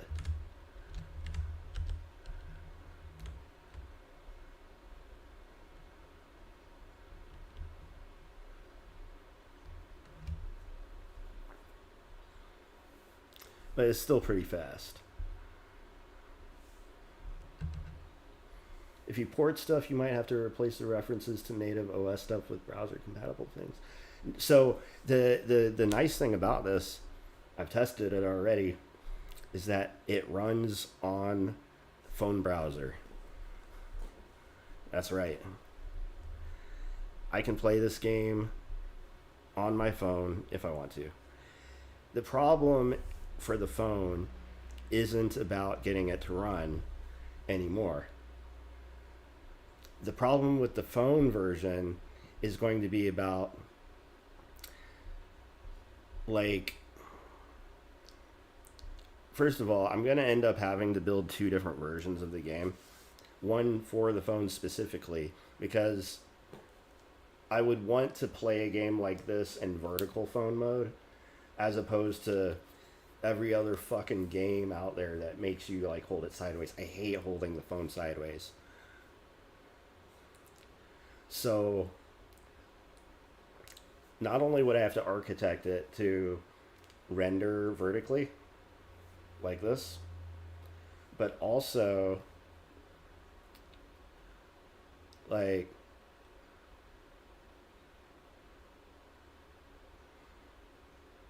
I would need to implement a good control scheme and user kind of interface that like creates a quick feedback loop, because that's kind of one of the big goals of this game is that I don't want the user to get stuck because of the UI or because of like having to wait for some sort of thing to finish. Like I recently got Fallout and I played it for like 30 minutes and was a really interesting concept for its time. I can see some of the limitations with the design as far as like really creating like a super immersive experience, which, you know, is obviously what they were trying to aim for in the very beginning. But like having to click on a hexagon and then wait for the dude to move, and then you got to wait for every other entity in the scene to like compute its action, and sometimes this could take a long time if there's a lot of entities on the screen. But one of the goals here, for instance, is to not get so caught up by having to wait for things. That's one of the reasons that like Morrowind was so good, was that they didn't really make you wait. Like stuff was really quick feedback, and we kind of have that nowish, and so I want to retain that feel. So yeah, like for the phone version, I would have to like figure out a way to like make it feel good for you to like using one finger, for instance. And in the near future, I'm going to implement mouse controls, which will be like the first step towards figuring out kind of a good phone situation, because mouse clicks and finger taps translate back to back pretty nicely. You know, you're basically just capturing an API that like tells you where on the screen an event occurred, and then you have to like translate that into your game world space in order to figure out like where on the game world screen they actually click. So like one of the challenges for me is, because we can zoom in and out, we have to do like a translation between like where they tap on the screen and which tile you're actually like interfacing with. And on the phone, environments that are like really big may not necessarily translate all that well.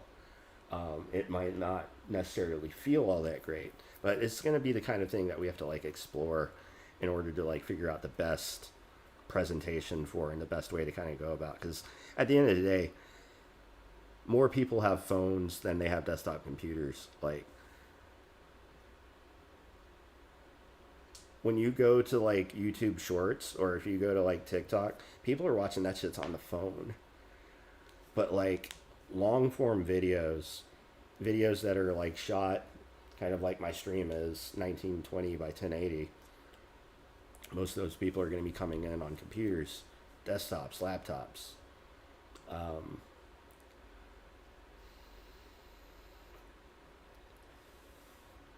Well, no, it's not even mapping the interfaces, right? Like, because and even then, like, the decisions about like how controls work in the desktop version and the browser version are kind of like on the fly.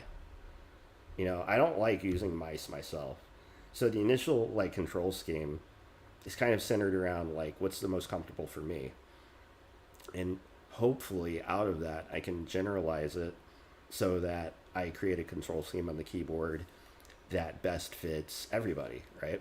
And so mimicking kind of like the style of old school NES games where, you know, the D-pad is on the left.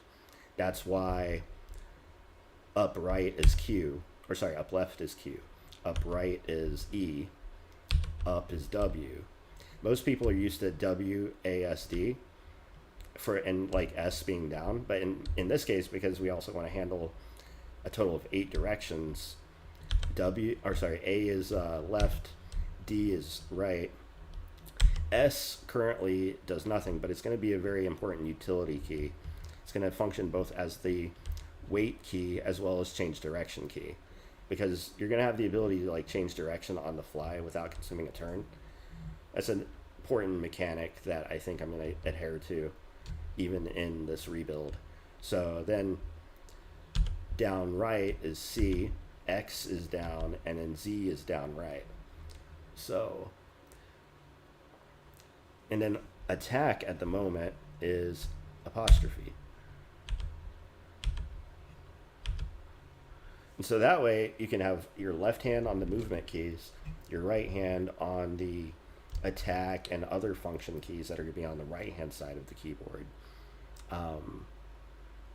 So that way there's kind of like a natural translation to a gamepad, because at the end of the day, the gamepad is going to be ultimately the best preferred way to play this game. But keyboard's kind of nice out of the box without having to like do a bunch of stuff, because getting the controls working perfectly on a gamepad is going to take some time as well. It's going to take some tuning. There's a lot of logic in terms of like handling what happens when you plug in the gamepad, what happens when it gets unplugged in the middle of the game, being able to like keep track of like the current state of what you're currently pushing in on and what happens at what frame during like what state of the game you're in, which menu you're on, which scene you're in. So all of that stuff just for gamepad, right? And for the phone, like if we imagine for a moment that tapping around on the screen, because by default I have camera lock on, so it follows the player. So if you like tap in the top left, you can imagine one movement occurring, right? You tap up, you can imagine one movement occurring. And then we have the problem of like making, like even distinguishing the difference between whether or not the player intended to move up left or just up. Because if we're going simply on taps, then if we want to be like extremely explicit, then we might consider like rendering a box around like the 8 tiles surrounding the player in order to give a visual focus. So like we might even on the phone consider rendering it like at like this zoom level, because this would like, we would probably want to like make the zoom level such that the size of the tiles are about the size of like a finger press. So that way there creates like a very quick kind of feedback loop. So if you wanted to do a different action besides just moving, you might have to like long press on a particular location. This is stuff that I've already thought about because the initial version of this game was one that I was writing for the iPad.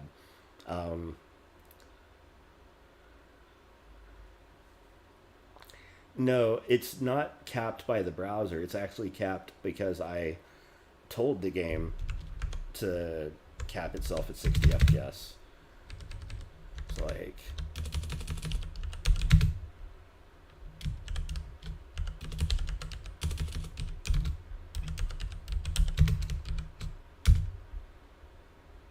Oh, do I not have...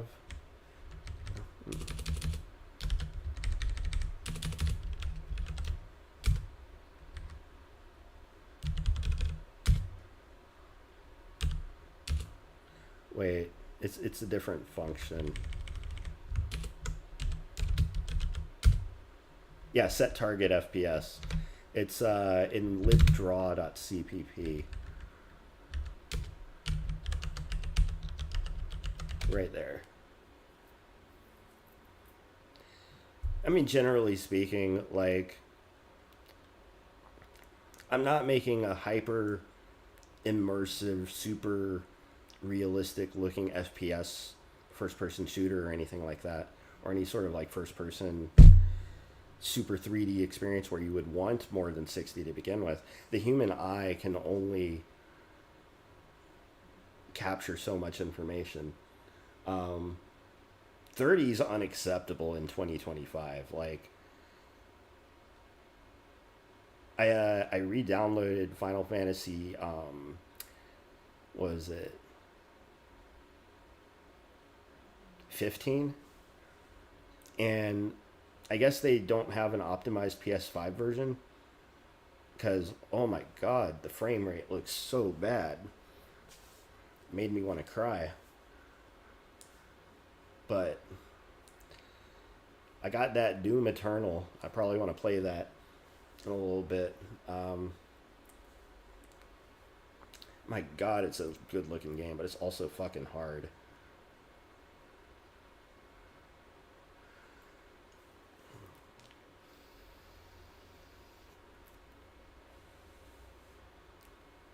Yes, I understand humans don't have FPS.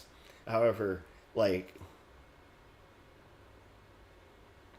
if you were to put like different,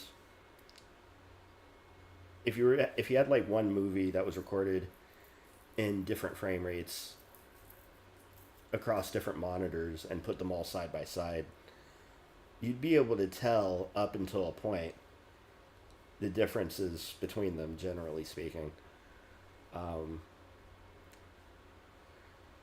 At a certain point, like, you like the return on frame rate, just like the return on like pixel density, is kind of it starts to drop off at a certain point. Yeah, it does. Absolutely. The big goal really is to avoid like frame stutter or any sort of like lag. One of the big design things about like working with iOS I appreciated is that one of their developer standards for good user interface experience is that all of the rendering has to be done on its own thread. So you have a render thread that's completely separate and takes priority over any sort of like state change through the application. Like, prior to that, I had experience working with libp threads, doing multi-threading in university, but libdispatch, which is Apple's otherwise known as Grand Central Dispatch, it's a fantastic multi-threading library, and I use that. I mean, if you're an iOS developer, or at least if you were 11 years ago, like I was something that you would use regularly to do things in practice. And it was really cool because one of the things that it was capable of doing was you could spawn a thread effectively that like you could pass a code block into, and code blocks were Objective-C's version of Lambda functions. It was pretty great. Like, we were using Lambda functions before like most people were like doing that shit in C++. I think they introduced lambdas in C++ 11,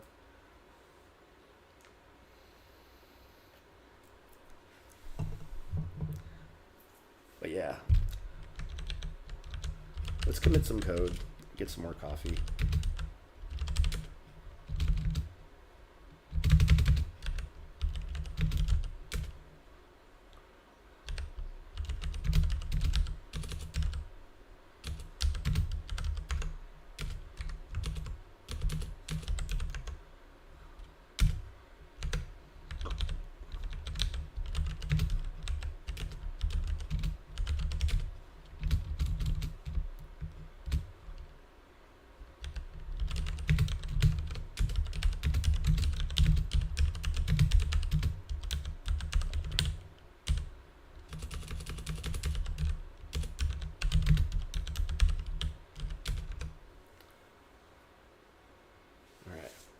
Time for more coffee.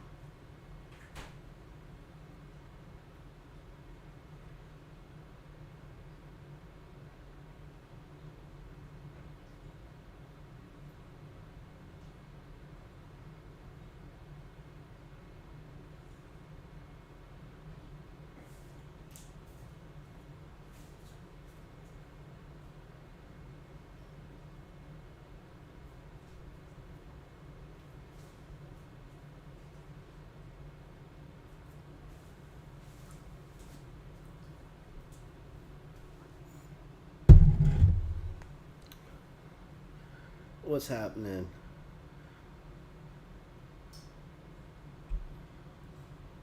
All right, let's see.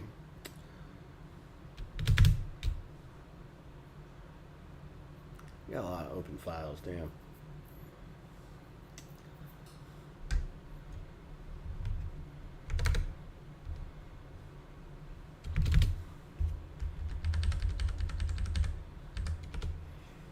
Got sidetracked as hell. Okay, let's do a test here.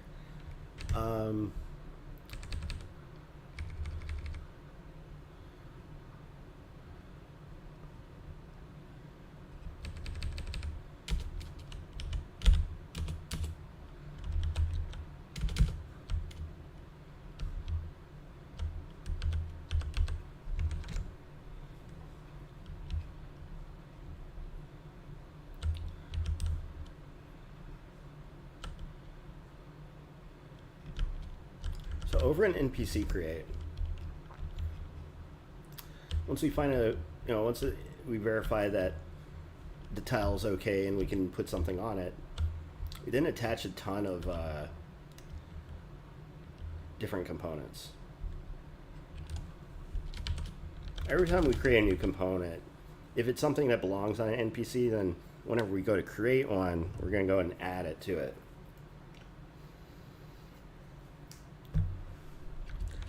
So we just created texture alpha. And perhaps to start with, let's do something silly. Start it off at 0. Because generally speaking, when we go to spawn something, we're going to want it to be that anyway. And then on every turn when we handle the NPC, we're going to want to increment that somehow.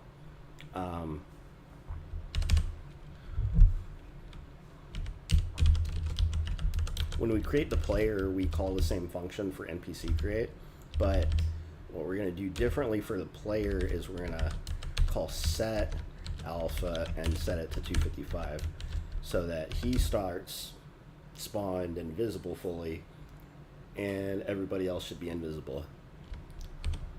I'm going to comment that out for a moment, though.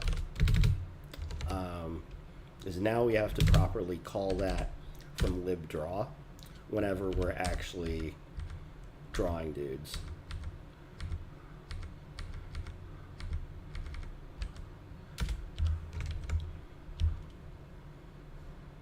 So the function for draw entity is right here. We're not drawing shadows or anything at the moment, but here's what we're going to do.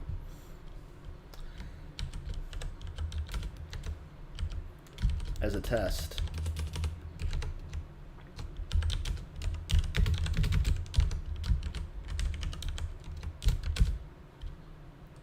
let's do this. Wait, why is it yelling? Oh, what? Really? Okay. That's easy.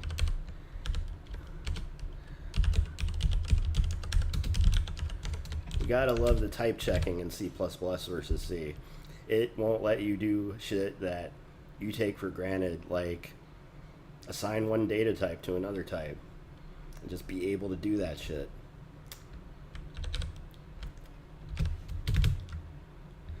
Alright, so based off of this, everything should be like pretty much invisible.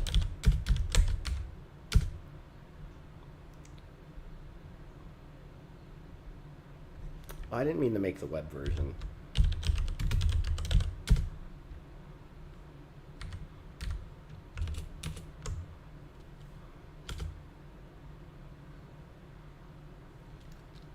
Okay.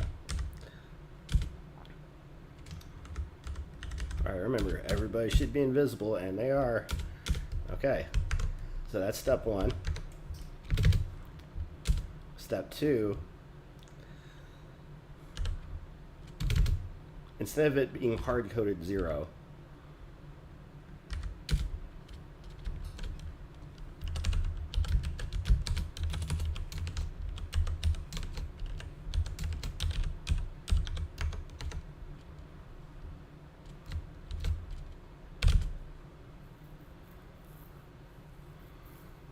assuming that the ID is properly attached to the sprite group, which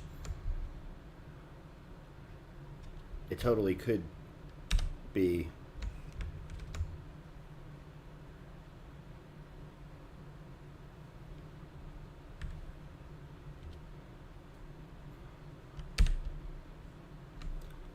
We're making the assumption.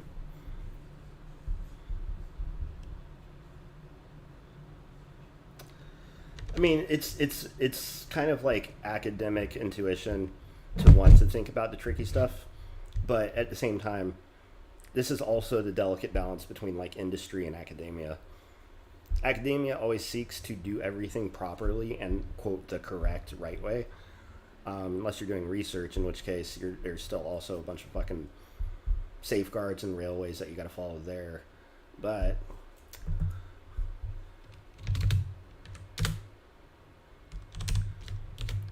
in this example, the player's alpha should start off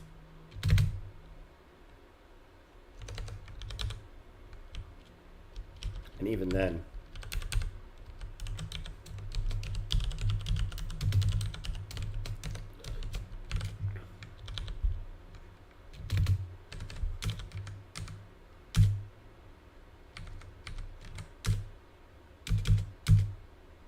nice. ID 0 not found in texture alpha list.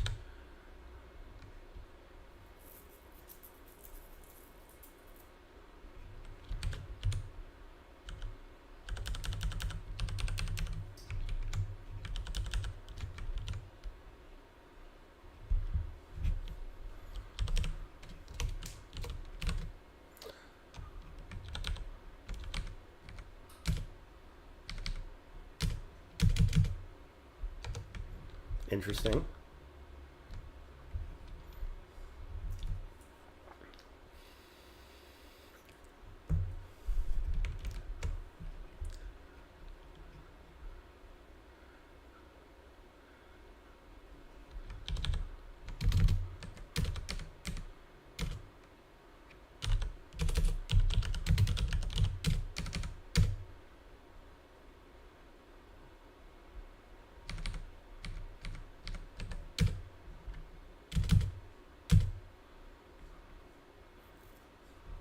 Oh, here we go.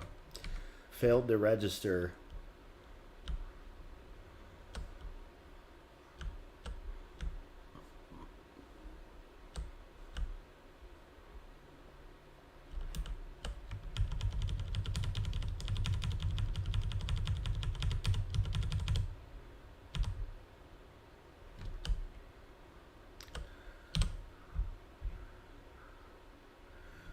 Oh, wait.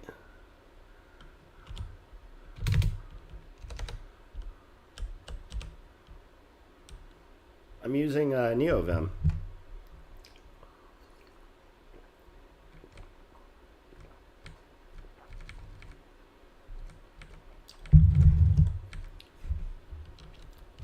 $422.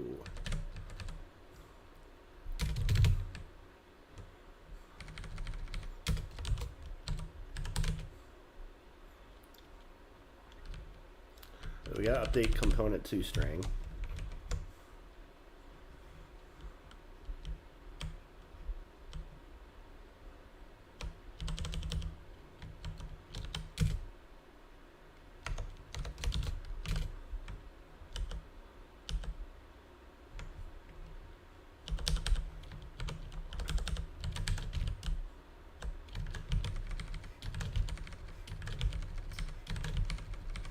Those are old. We don't need them anymore.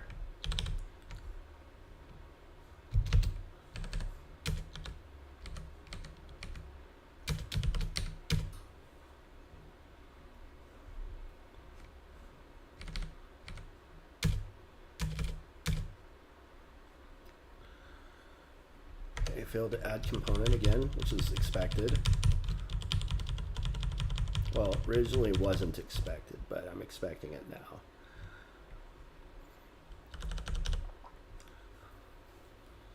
Why did it fail?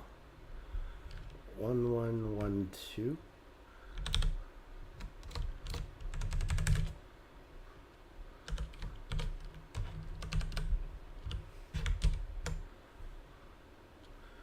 Okay, we call registered component.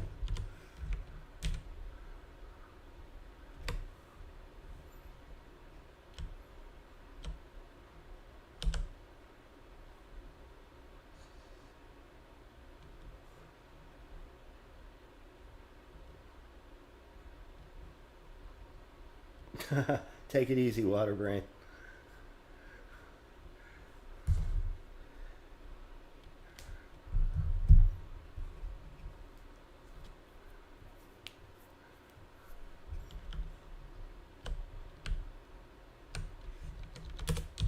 I don't even think I'm using this function anymore.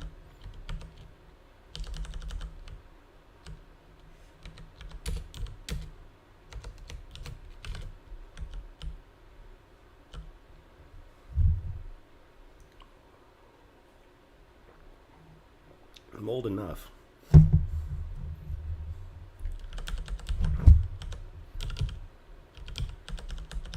How old are you?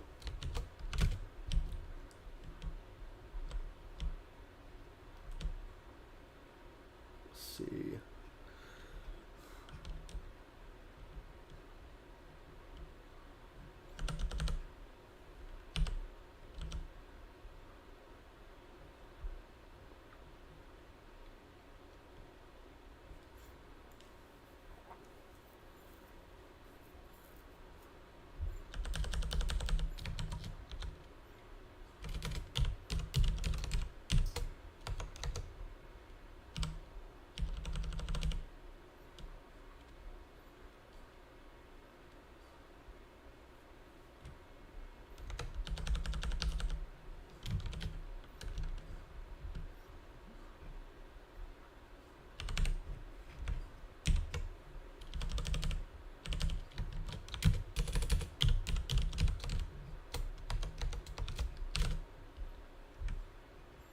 Oh yeah, I'm much older than you, kid. I am 39. I didn't rebuild.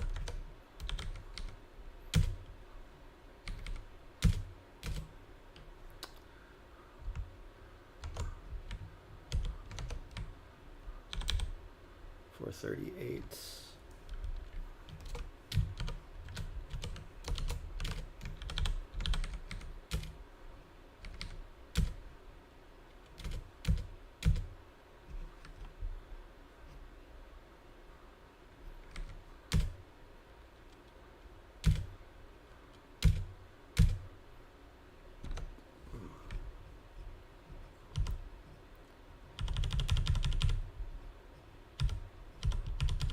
talked about that in previous streams. It's not the agenda today. But the long story short is that it was an in utero injury.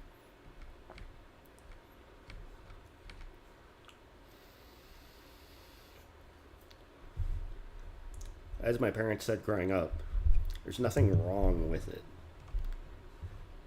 I think the correct question would be, what happened?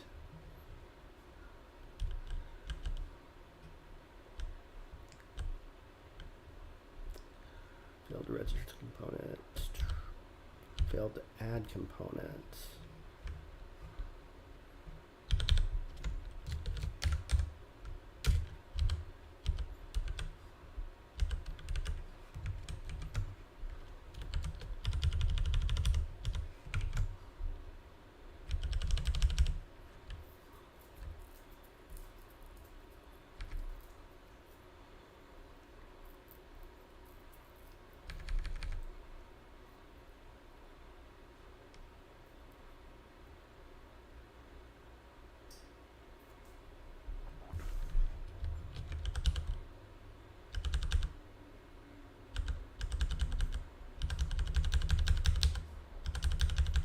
Not properly adding the texture alpha that we just created.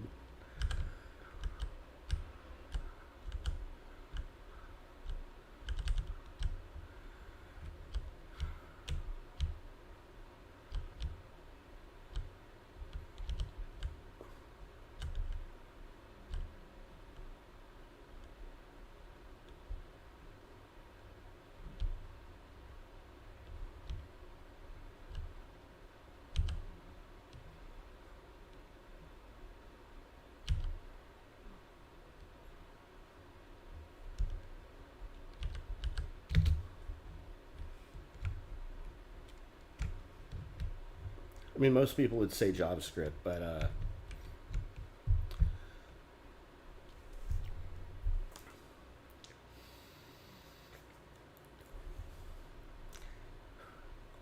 nowadays it'd probably be a lot easier to like build a server in pure JavaScript using Node.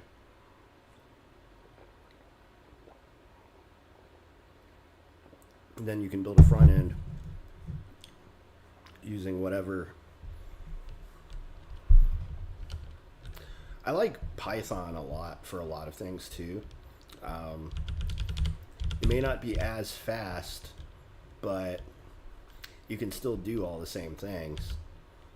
Not to mention it could be also made faster.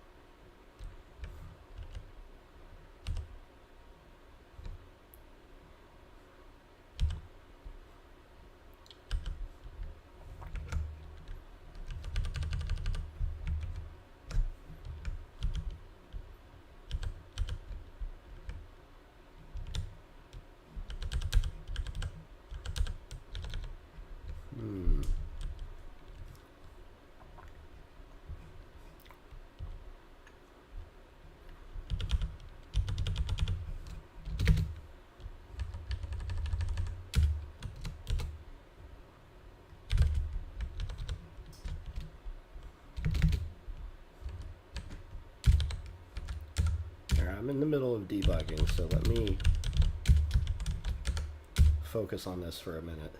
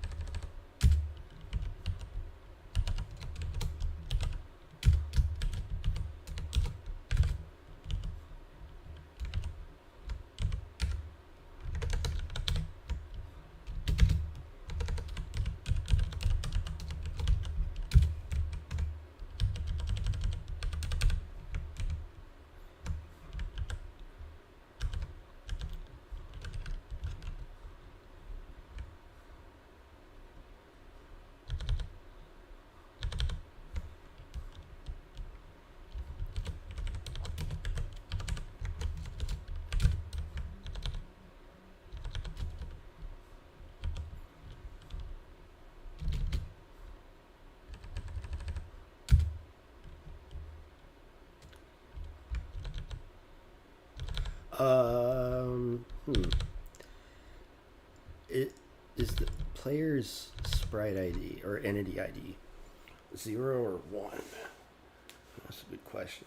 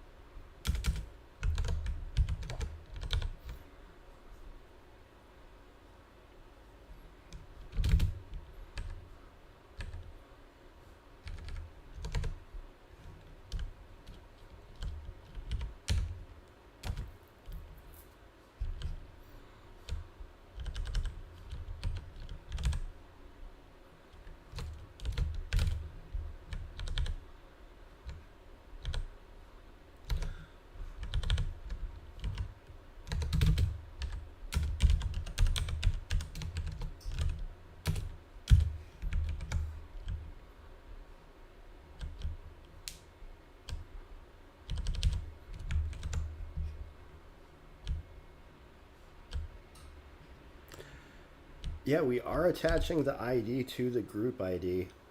So one thing I want to do just to isolate the testing a little bit more.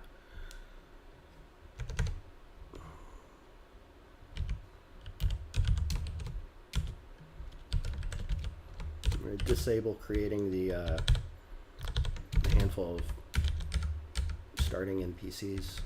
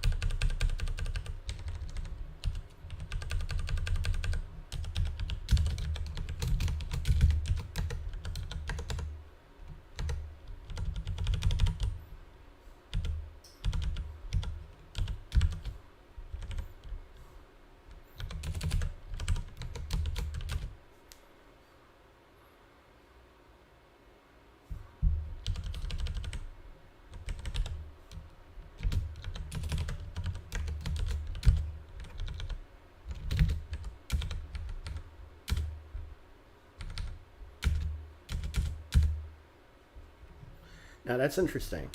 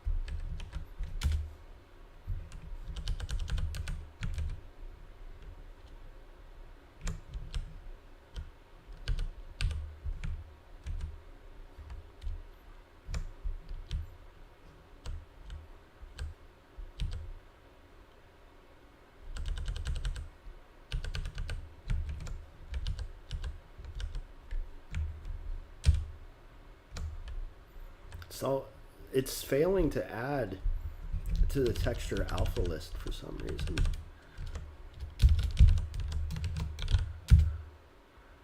I mean, I'm creating the map right here.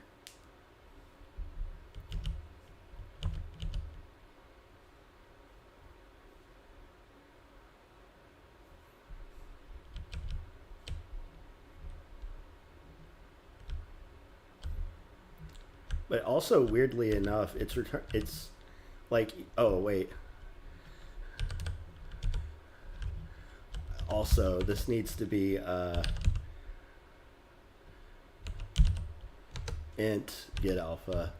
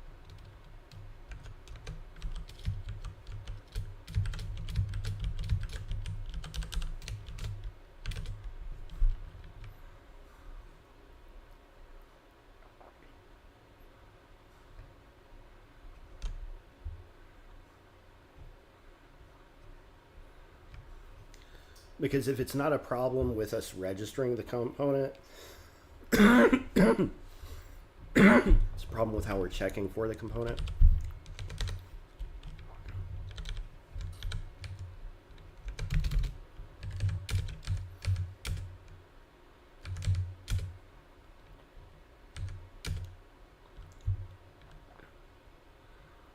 Yeah, it's failing to register.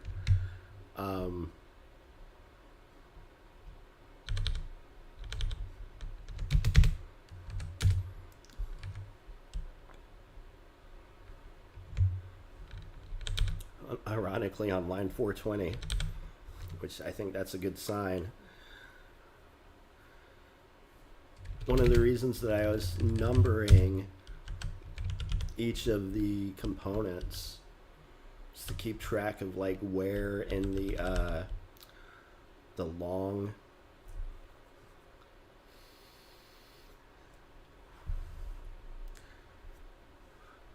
mapping. So like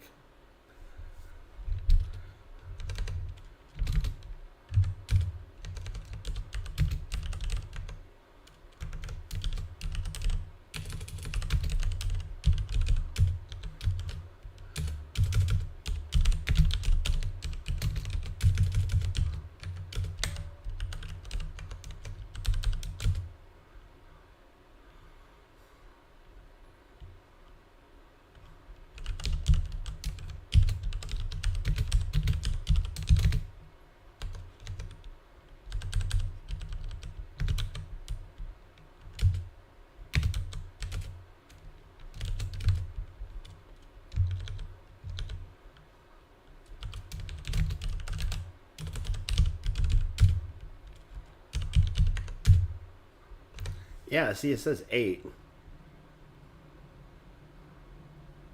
It's an 8 bytes. So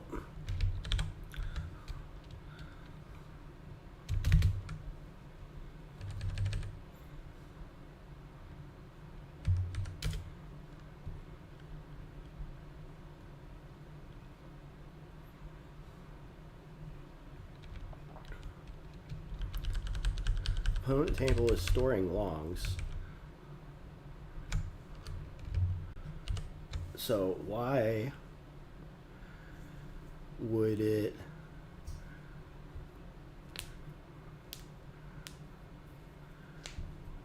oh, is that why?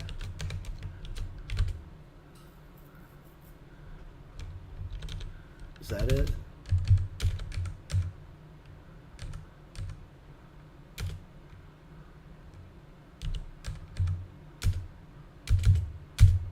Oh my god. It fucking was. Holy shit. Oh no, that's insane. Oh, I definitely need to smoke after that one. Holy fuck. So, to go back over what I just figured out that was causing the problem was that if you shift left on a bit set at 1 by a certain number, that's only going to work up to a certain point. If you go past 32, you got to make it 1L in order to let the compiler know that it's a long integer that you're shifting. That's fucking crazy. Oh my god. Okay, well we figured it out. So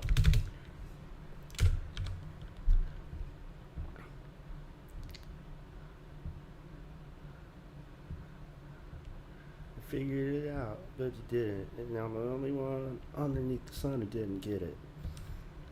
I can't believe that I could be to see what you want. Mom is so cold, girl, but in reality, hadn't a hidden agenda. She put my tender harder and I blend it, but still I surrender. Hey, like a champagne.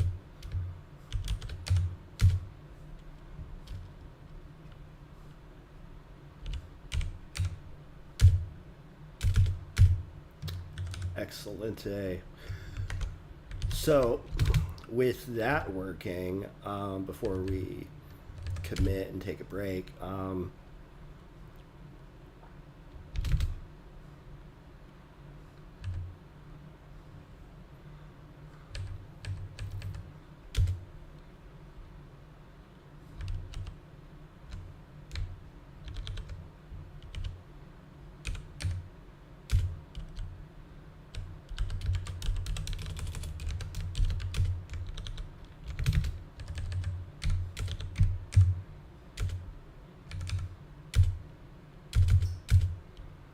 Okay, so it's respecting the value that I set to the texture component now. Let's add an update.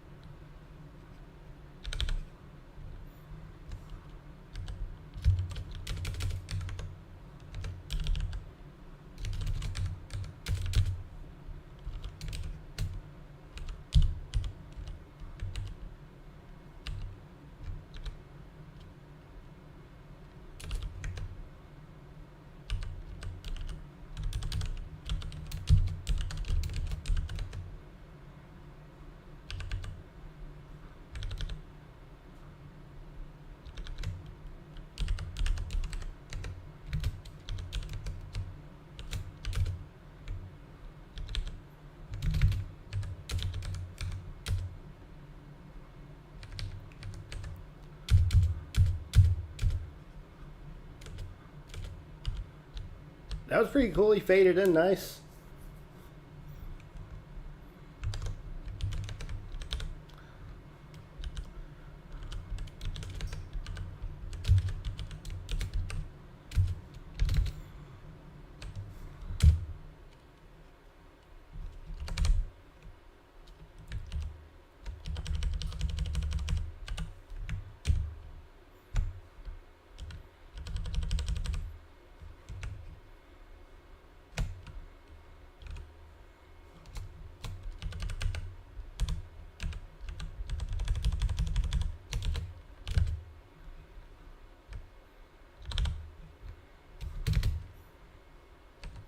So let's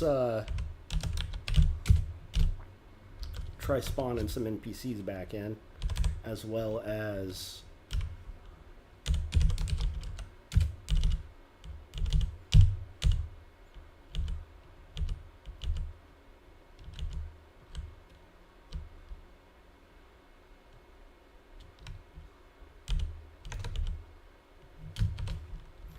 put our initial dudes back in.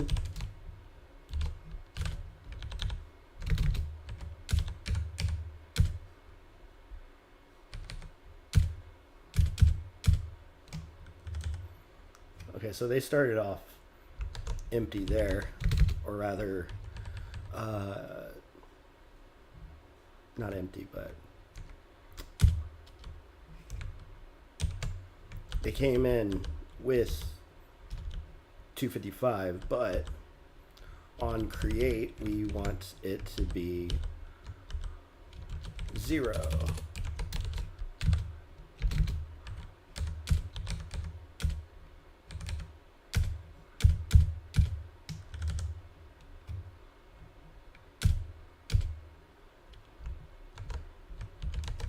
I don't see them fading in though.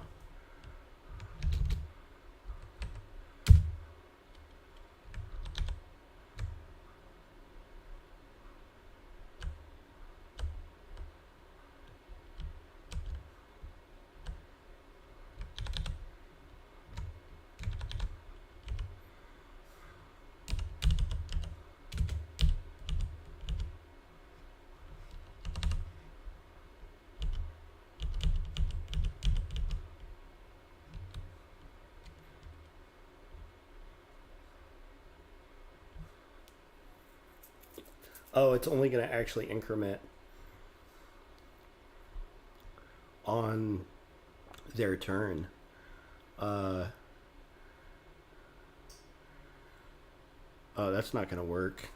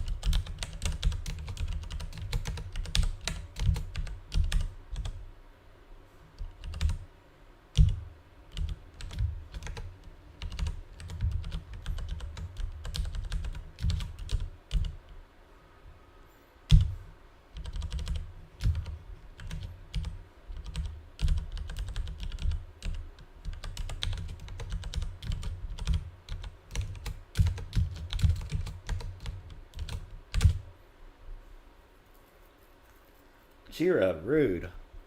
Christ almighty. Please get that vision out of your head and out of the head of my viewers.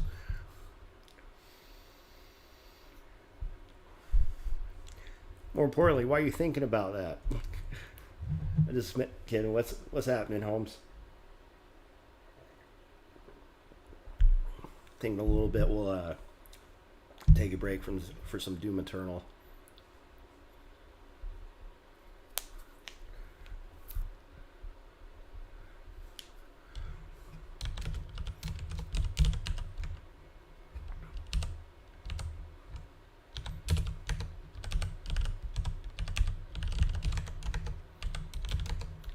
Oh, wait. So this isn't actually going to do what I think it does. Or will it? Yeah, it will.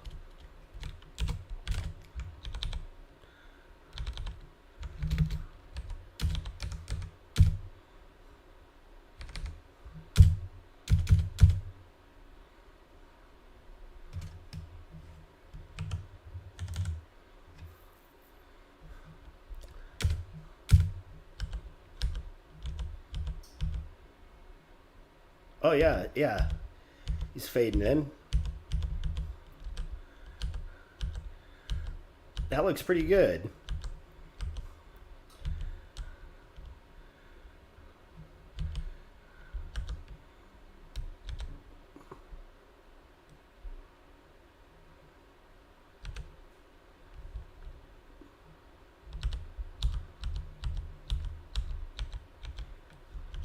Oh, that wasn't that bad.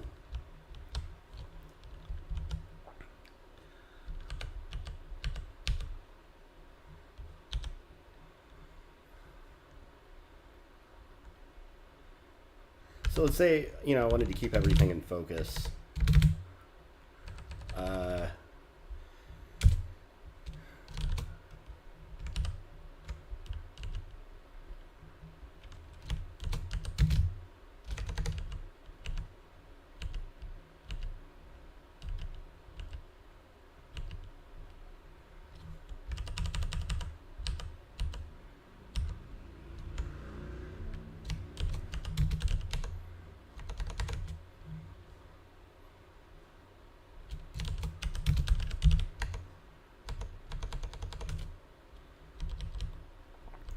The perspective you should be thinking about for the icon that I've used for so many years is what it would be like if I were looking down at you.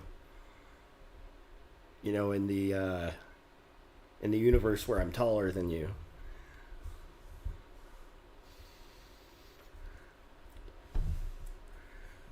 So really more the position that I would be looking at, looking down at you as I force your head down. So 6 dozen, half the other. Whatever that phrase is that my ex used to use.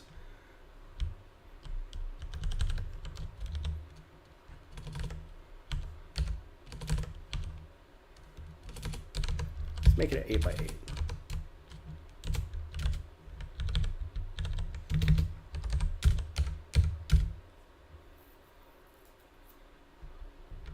Oh, right. It's a situation like this where we actually have to call make clean. You change .h file, shit just does not like that.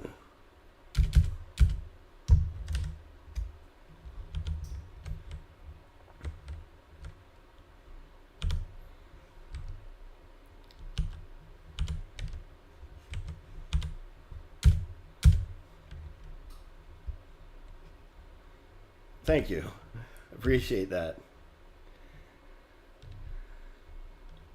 So I made it this small so that we could focus on the sprites as they actually spawn in, just to comment on how that looks, because this is kind of an experimental thing I'm doing here in terms of, like, whenever a new entity comes into existence, it was previously kind of jarring for it to just pop onto the screen, right?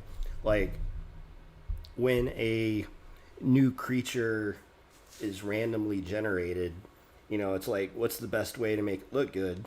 And I figured this is a very simple solution to that problem.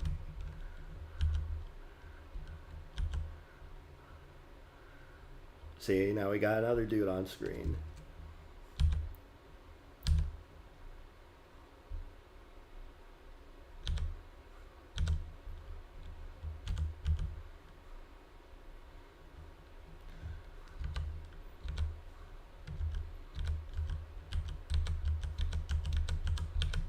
And it's cool because they kind of come in looking like ghosts at first. And if you move too quickly and they haven't like finished spawning in yet, I might have to adjust some logic in order to make them more, you know, quickly fade in. But as it is, it feels pretty good. You know, we can always crank up the speed that they're fading in at just by adjusting the integer value that we increment the texture alpha during the NPC update state loop.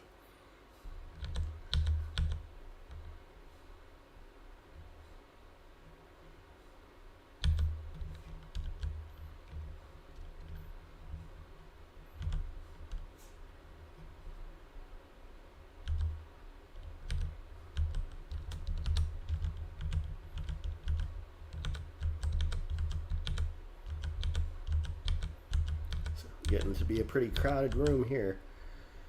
I don't think my logic will allow me to have everything filled and then things not shit a brick at the moment, which is fine because it's still all being pieced together. Look at this happy room. We got tons of people in this room.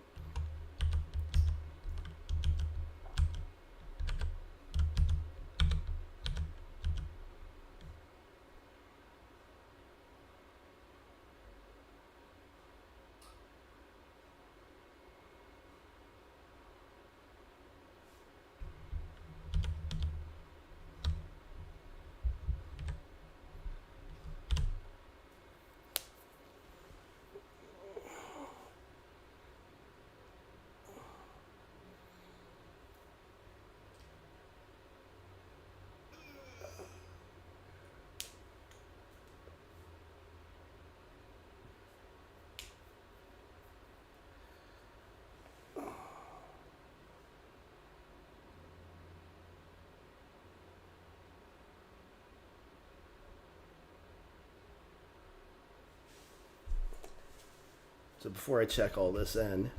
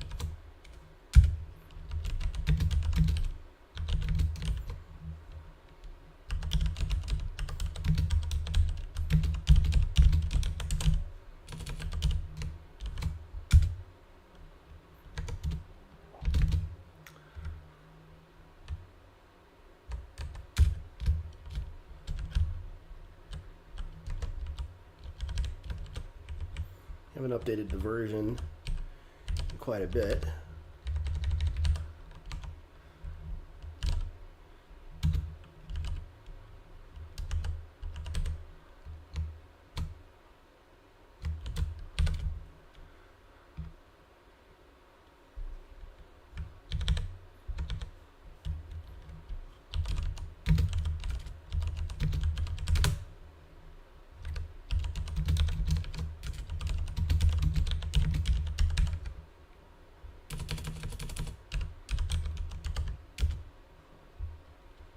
Alright. Do apologize for not pushing any new code to the itch, but I'd like to save that until we get the combat mechanics rolling again. Because at least then, you know, I can kind of create like a little sandbox like we had before. I also want to have the ability to turn the lights on and off effectively, because previously we had a really sick like fog of war kind of system going, and that's definitely coming back in. But I also want the ability to like turn it on and off for like individual dungeon floors. So like on the top floor, you know, you might not have any fog of war, but then when you go down you start to get fog of war. Yeah. How long have I been on? This was a pretty good stream.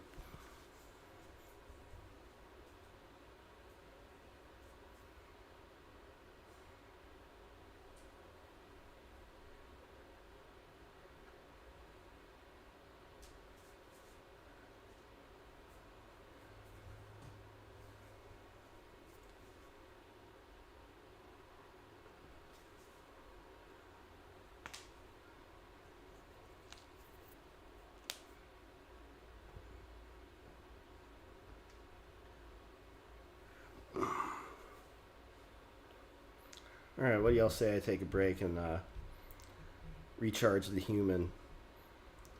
We've got July 4th coming up pretty soon. Probably will take some time to just kick back, relax, enjoy the gift of freedom, and America, baby, yeah. I want to thank everyone for joining today.